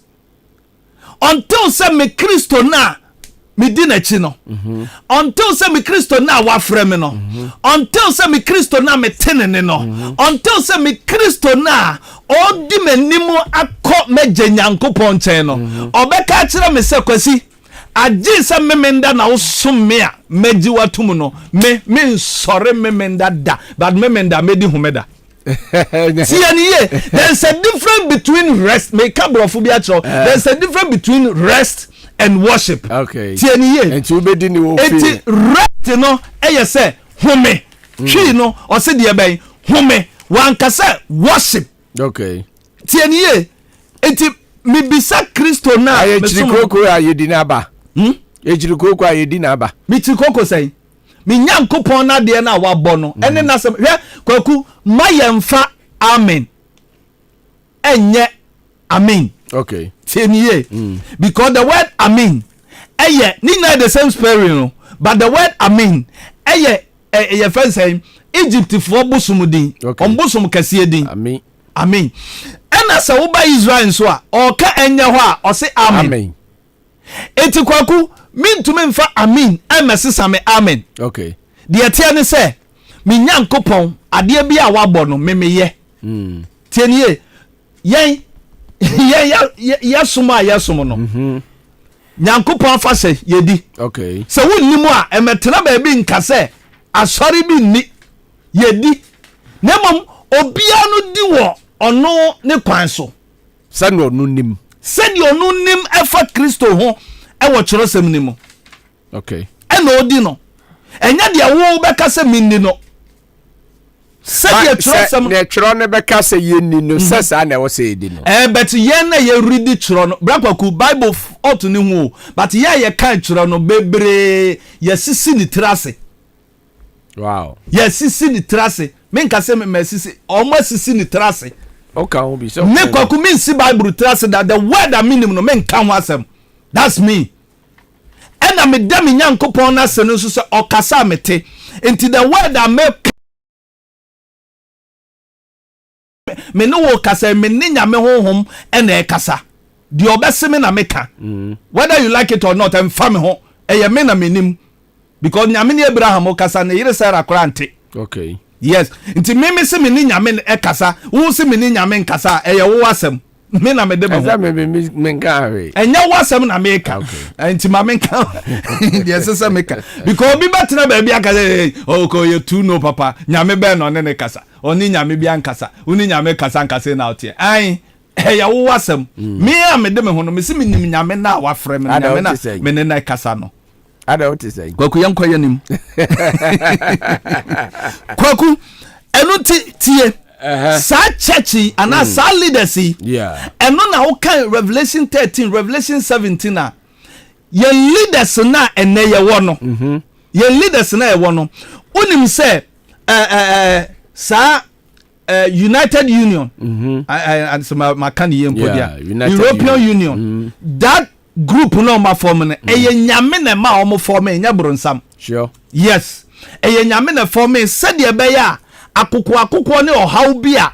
na nipa no ye beje mu tie ye wo dispensation ye wo bere bia ye mfa ye fa ne say etuo nkodiro obi so say wo ba sum nyame ana wo sum nyame dabi because of sa group na wo ho ninti ye mfa tuo nyina obi so say wo ba sum nyame ana wo sum nyame ne ya chew ne ya twa uti say de na your friend say room omo ye no ene ye mfa say de Egypt na omo ye no ene ye nya ne sa okay ene no akoye ebre aye wo mu a akoye kan bi na menka bibre wo ye Kristo ni o wo ye wiase ni o kan bi na men so menka bi na mom kana wo kana men so maka bi no ye wo mpanimfo a e wo se omu gina no emayen na wo bra we me papa be kan bi me nso me kan bi na ye wo kwaku pani a ogina ho be ka se bra de o kan ye wan kan ye ana bra kwasi de o kan ye wan kan ye sam panifo ni se omu nyo okay omu nya nyunu omu nya se on ka se masa de na o ye no wan nya ni ye because e bia wo hu se menua we nso no so wo sika enti on kan anim se ye o ye no wan nya ni ye instead of say me na medi for no on kase ma anya nie nti ya bedrum pempenso a omo a edi yie no omo nka se wo wasemo nya de okay twaso because ye hunu se omawe owoska omawe ye benya we afiri ne nchen omawe owowe nti ono de wahu mpredodo America fo ayemfom so a United Union fo aka omase one say o say anyway omo nka nanso a lot of mistakes en America for ye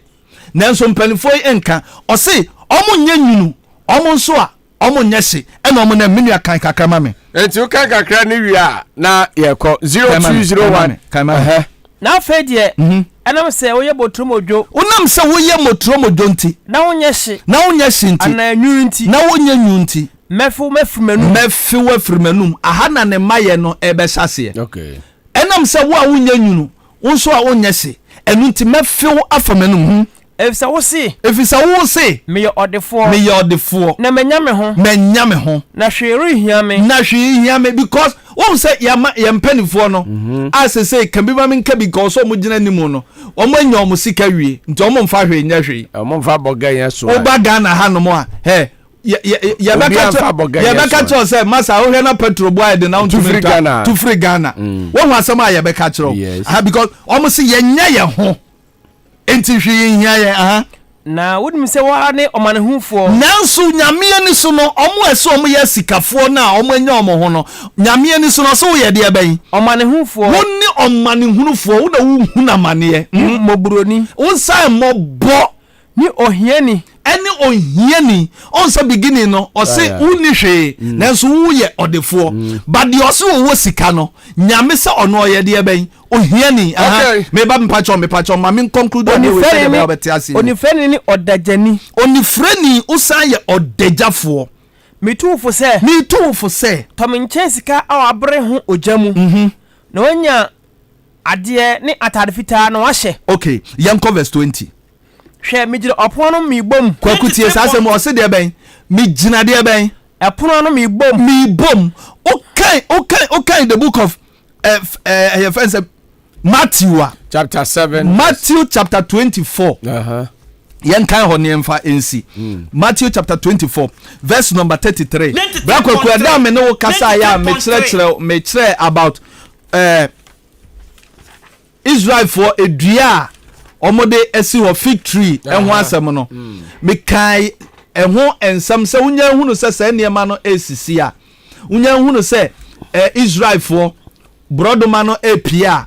and from 1947 to 2017 no me see na 70 years Trump ebebesi asore dan no ewo Israel no ti asem o kato aso 32-33 Matthew 24 32 to 33 no. Yes.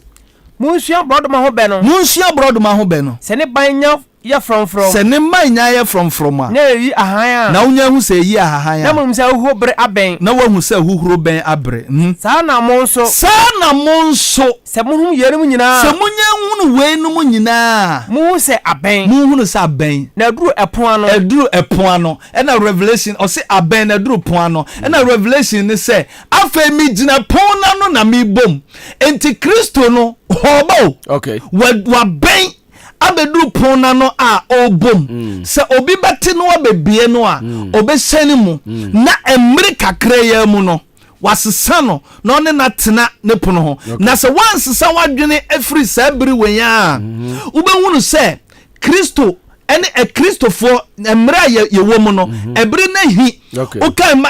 Romans chapter 8 verse number 16 eba na ye nkan ho o se sabri amane hunu a ye hunu no ento animonyamo a ye ba beyi no edie no eno nti hunu se ebri we na ye wo mu no se de ye ka ne tietie mu no ebri we na ye wo mu no eye kabina minka bibere na kabina minka bibere no so instead of senka o se ye no yie na obia tumi nya ba bi gina no se no omo ehu omo ho se omo ye sikafo no omo no ye de omo pe omo aye motro mojo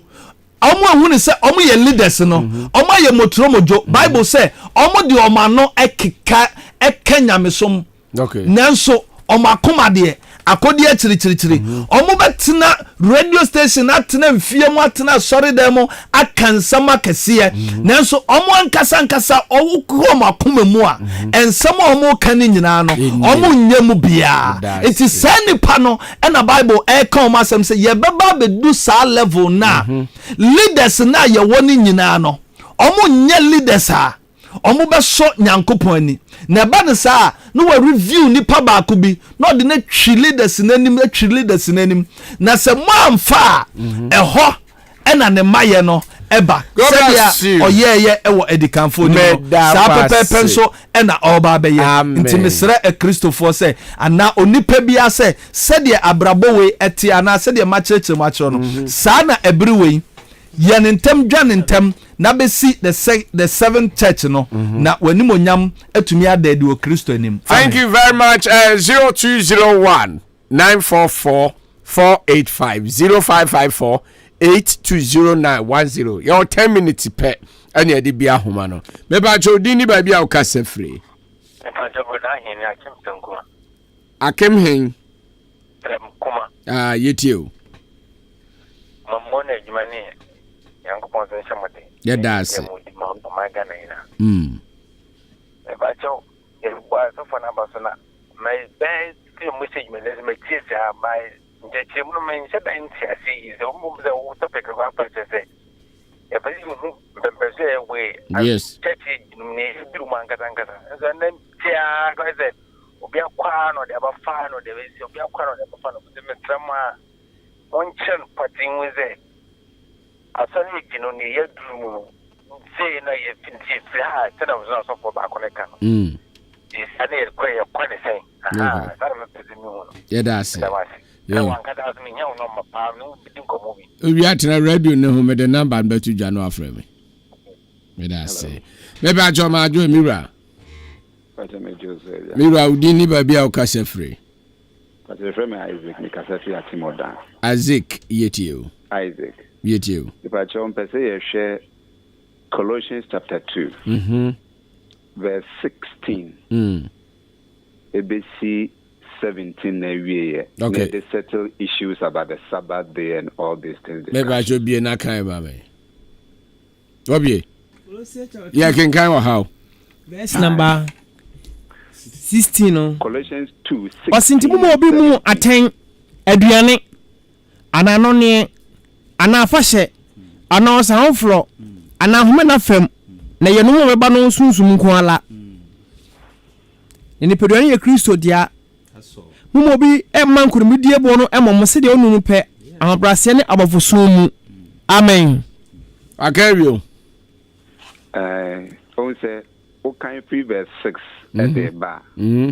a casafa freedom from human regulations through life with Christ. Okay. And now Therefore, do not let anyone judge you by what you eat or drink,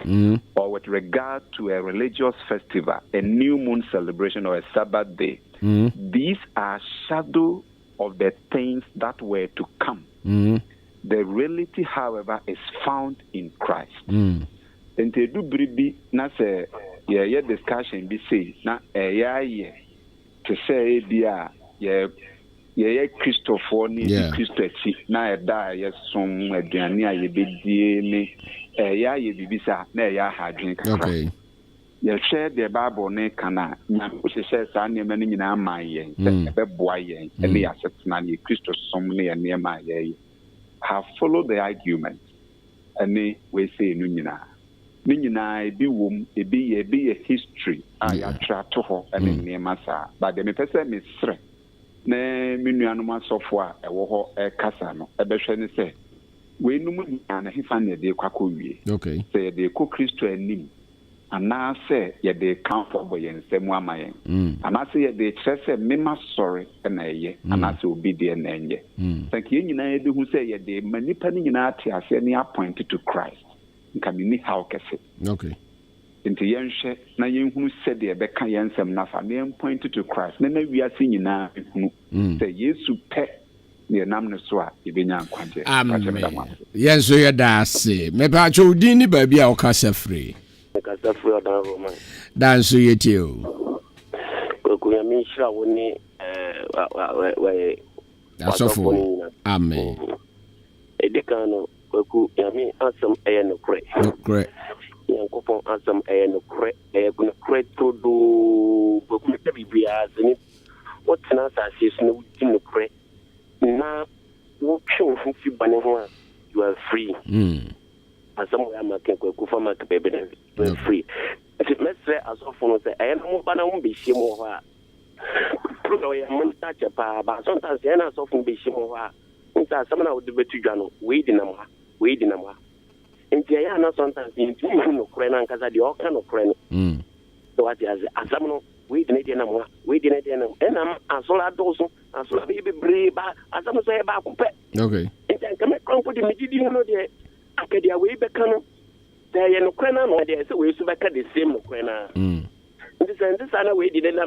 into me just akra me check so full because food we need to so for so mo ila it me can say there are transition with no kre na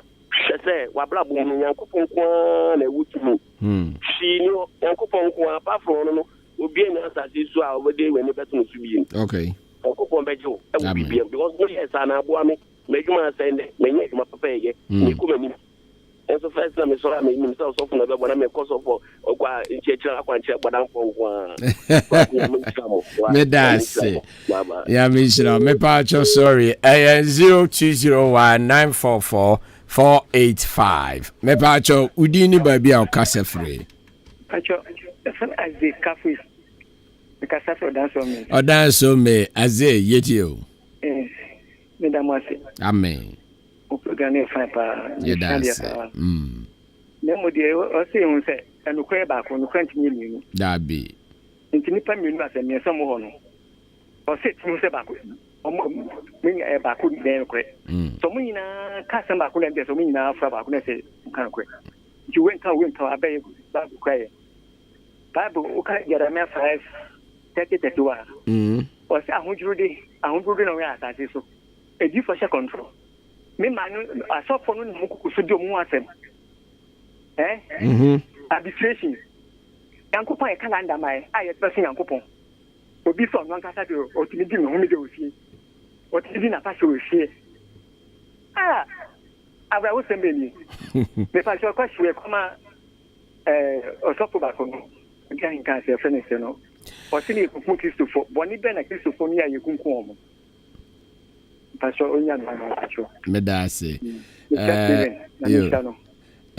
Ose boni be na Christopher ye kunkum mom. Nti your question. You do no ye no mama. Ya botre mam. Me ba cho din ni ba bia o kasa free.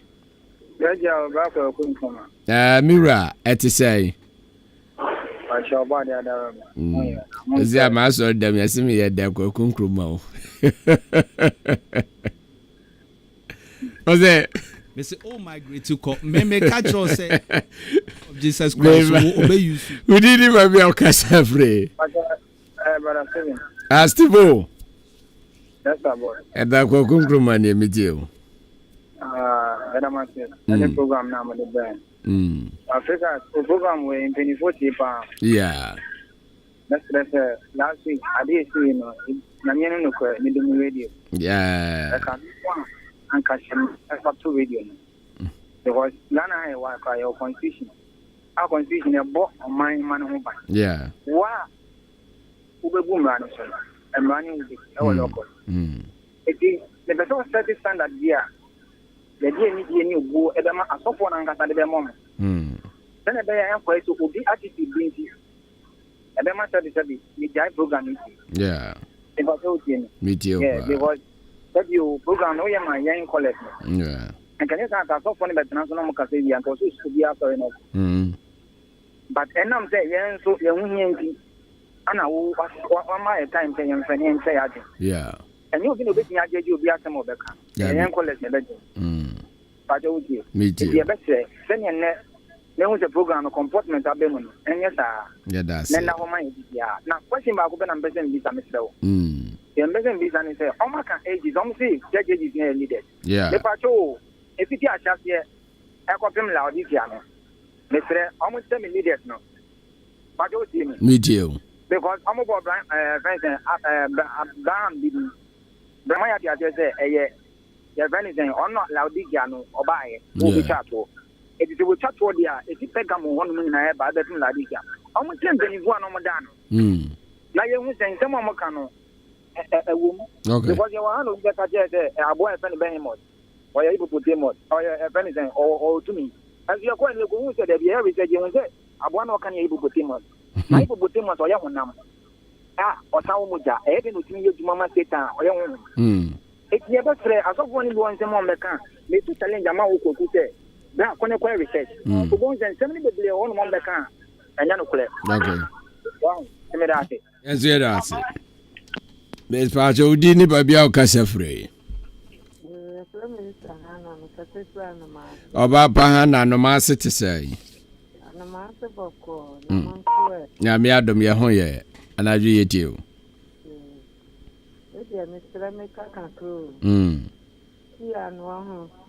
I know. You know what they told a professor among Mpensenmpensenmu.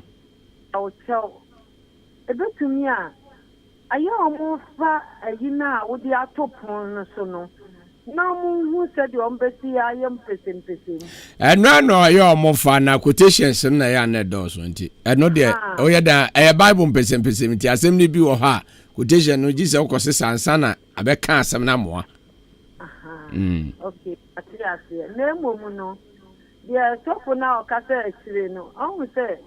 the CIA or the yes to crack or say, you are the saying, yes to talk porno. Safwana mo, and you have one in the buy. And she says, CIA, you woman. So, be with the car, not the only research require. David. I see I'm a zoom graduate. Aha. It is Siano. And halfway, and then Uncle Pon, what and Atopon, as playing. And Jessica Fwana, the Amudiamunimosi. And Tiana, if it's a Wakasa, a bedroom baby, or the assembly Bayinta and Yansa for. It was to Eddie Asram Cocoa. And she says, Siana, dear, and Cocoa Yan will be as well. Or they try to a no. This year, no, to one as a wild dream. We used to one of our women, what's them now? You are dream. And you know, we used to one of our command, what's them, no, I yawa money ye, no, I your one cassa, who ye, what brought on our better mouth, but nonsense. That's also when your baby asking. Okay. Yeah, men also. Maybe I told you, baby, I'll cast free. Coco being I answer you. And the question is Jesus Christ or Bantam. When you go on Jesus Christ, son, Akona him. And about say, when they say, asafo enso na oka ho asem tire John Yakopon to me the example e bi nipa okay bro kasata asafo ni tinu o de asafo no enyina so jan asafo ko robo bi na aso emo ejina yankase Christopher no ya brabo a ye boso ye mro ye ni enkoso no Yakopon hwehwe se bi gina yi se ne be ya bi tinkunim na yen saka ahini a wahye de ato amaye no ngi asafo no na o kan asem kasa train adaba ko si hu ni se obon sambri ne mo no ope Christopher afiasie Christo ankasa ba ne kura no o so ne hwe ni wo mu kura banka o yanya besembu de bon sam tumi eso ye hwe adaba ko se hwe ni se yibe gina yi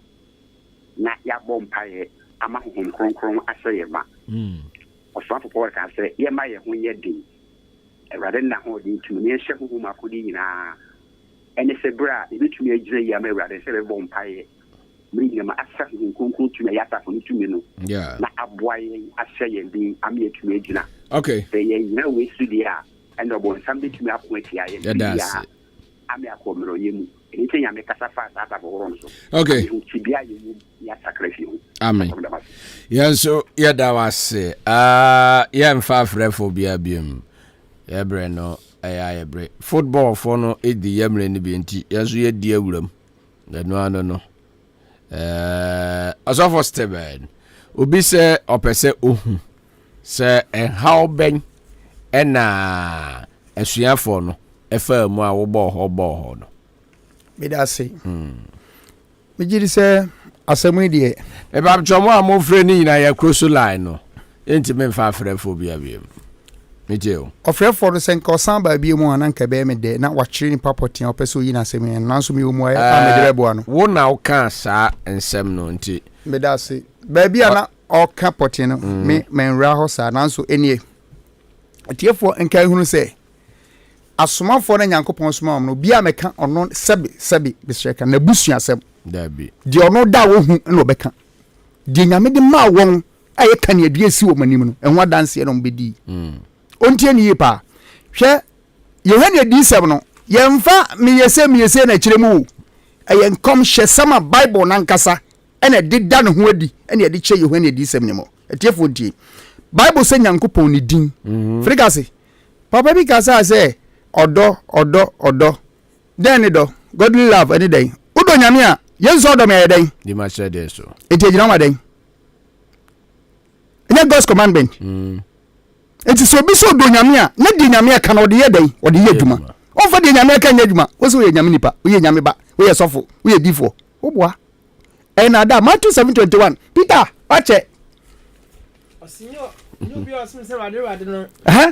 ene be ko so ahini emu papa dio nye ganya yes awrade ba bia bompa ye na say of course have you now there the way me do so na pede papa dio ye dai ye ja oso aya kan brofo na tiefoti o say the commandment of God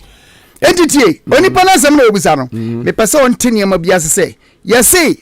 obo say quotations na one pa medin dey mi Nyankopon din okay frikase I was say tiefo hwe kasa no utiri saa na nya saa na ye kan no okay so Bible no ye kan ti utie de ye kan no dabi ye kan Bible no na biblical language no o dia se ye hu di Nyankopon pese o kire tiefo tie Peter wabie Fabrico 2 Chronicles chapter 6:1 that was na ye say dey mi Nyankopon din because ye nim Nyankopon din na Nyankopon ga che asafo ne se wa mpa medin asam no anipa ne bisa ye no o se o pese wo hu asuafo no ayekum wo mo me da se asuafo no ayekum wo mo no ahotefo no nyina de omhu si wo se ombedi Nyankopon asam a ode asi asafo no anim se de me ka kire wo no asede no ombebbo hu dawuru enti wo hwe John the Baptist won so okum no yes wan kum ni kakeu nyama me sabe na yefro hu kakeu okoka safa Bible say John the Baptist ode Elia honhom na ye adwuma okay ana Elia honhom no so no bonya me mra ho ban okay enti John the Baptist ekasa kire Herod say wo yaje unu ayere eye Philip okay eye mensem dun de to sonson ana ye kire ne tum wo ja se enu ye gina so ye de bu kumfo se wakasa ama ohin yere awade pa wo benya so obewale ohene no ono wakaka abususama fa ehun ba nyame asem osemensa awade obi yere yaje no da bi yekomo no sene sumame Zakaria yi na ogina nyame ani mu obofore onyankopon anim ade sebone fache ema asafo no woku no enti true se nyame asem ano mo pe no kurenti sa na yiku ani okunkum mo sa medase hweda kagis den esiye okuma sofo na Christopher bebre na Africa ze mamenka no krenje se Bible se abofo a eya sampakafo okay na onyankopon asafo no oyi bano deni da no a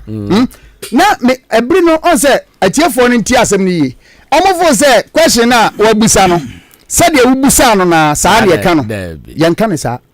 de wo kan ewo ba bi efiri enti ko sha se efiri wa o de be ka bi no wo beti ase enti mesra wo ya sha se yi e bia nyame ma ho kwan a ebe ko nanimu a ebe bie ye nyina ya adwuma bie hu se asafo nso no ye den kan ye dua nso no ye den wantinya ncheche niam we amfa nkomhyesam na ani akira wo ba den ho ba kira mani pa beti ase se kan ye dua nso no nyankopon hyehye na kwankyere tumi odema asafo no on se o le kasa na eya yade ba ko ba enyam na meka ntime nyintum na wu kasa na yade ba ko me kire se enyame ma ani bedi nyame mra so amanyame aye hene o de se Bible sa ahennie ma yesa ahennie ma won a odi nyame mra ya dwuma no ana me nyankopon aye hene okay no bi o se de nyame ka me mfa me yesei osumwan osum medase ozafaze ya da chifu ase yeah am say obi bisa church leaders no when the free him say ya kan no ono dan wenti so dan him so wenti yeah Ephesus na ye Paul ana Smyrna Arinos ana Pergamo Martin Tiatira Columba okay Sardis Luther Philadelphia Wesley okay Laodicea Abraham okay na the mesere ne say etifo say ye kan se mebra obi o hebe na dwimu bebre enu ti me ya na mdina point me nkasa nche because ending no the end time no na yepe enti asi ye hunu say end time no eyeden ifiri na den besi enu ye tirem enti say ebia dia ye de som ana say aka say de obi ma quotation ye nim ni nyina o but enya no me mpese ye be divert bibia enti no na ma ye din se ye ka home dade aka yenda veti bibia aka David kura na say ho kom dade o kan Sam 118 a wa se ho kom kura say abaya abantu ebu abantu fu apa se Yesu Kristo asem da obe sore no enti sa de no na sie di ahurusie enti eno no de nya eno na me wa hasisi a se home da na da ye mfa nsum nya me nemum se na omufi ase omu ye no ana me kire se ekwan ye be fa so a ye be hu se Yesu ba enti ne yamfa last church leader no ehwe se wabakwa ana me kaka se waba enti me ho na me gina enti se waba de a ye hawo ne sen ase ye hu se ebere ye du no we are edge of time edge pa ni gina no enti na dangerous o ma obi biara wo se owo ewiase we mu enye se Kristofo nko a because ebere na eba no onipa ntimi nyira no okay onipa bia no obetimi agina no enti na eya na me mpese me kasa na ye masum ye because obi wo ho no ma se ye wa sori fie ne ye teachings kura na doso kakra bi kura na ube se na fi wo sori kura hunu de ode ko enti mi gina me point na mi gina ho o gina point ne so na time ya ma 2 hours o de be ending no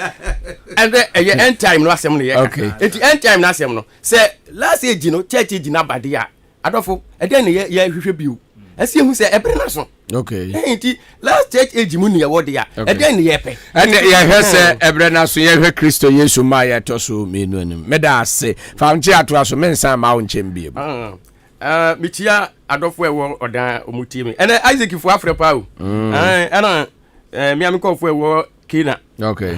mitia mo pa mitia obi bia na da no obisa me say asore be na me ni ho for church I am not belong to any church okay but the Bible and nothing so obi face say you are not belong to any church but you belong to Christ. You are the church. You are the Bible. What kind of Bible is that? It belongs to Christ Jesus. You are the church. And you are the church. And the catcher say, "We evangelist. I will come on semper enemo." Me can be some no baby a yebeti asi bi. That's it. And na me pe. Say ebi a wonte uni asafu bia mo. This is what I'm saying. But no problem. Also, watch you, Medase. Also, for Brawoku. yes, yeah, call say. John chapter 13 verse number 34 we ne ahyɛde a Yesu Kristo ɛde maa yɛn a yɛdi so ɛnyɛ homeda ɛna ɔde maa yɛn. Yesu sɛ John 13 verse 34 or say a new commandment I give to you, a new commandment I give to you, that you love one another. Do nu asa ho asa udo bi a onya ne bone untumi nka nkyerɛ sɛ udo nyankopɔn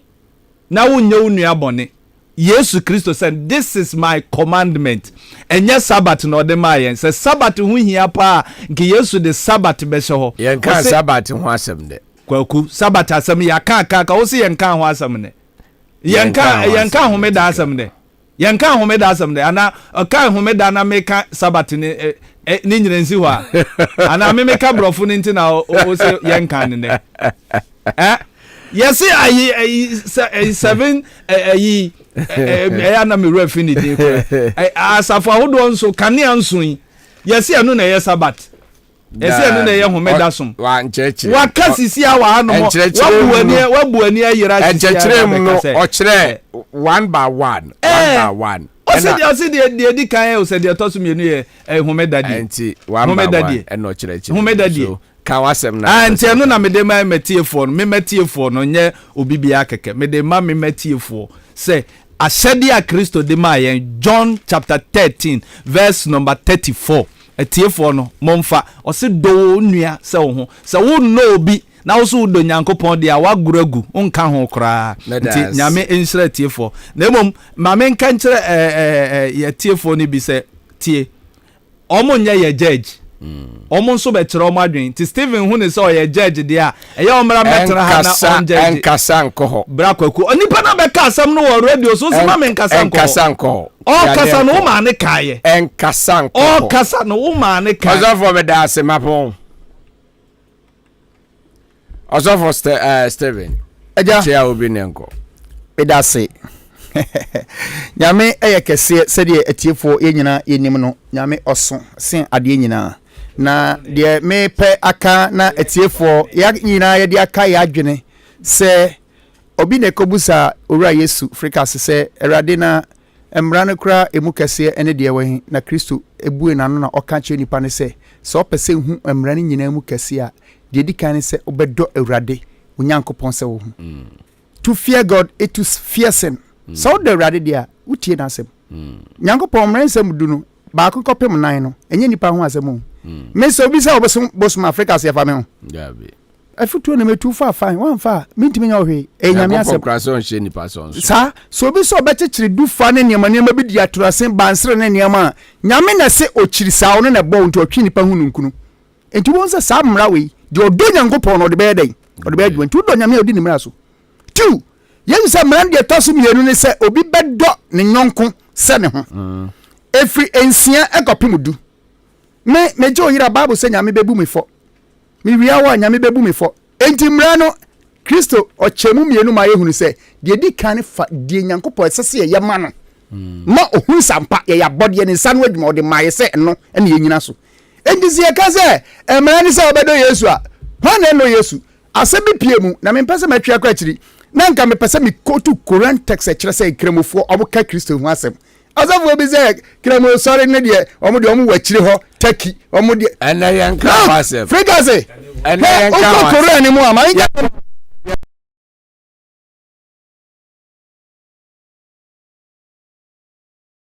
tie adwuma na ye magu abakama tie Mogu abakama tie meba mame ka asem kiro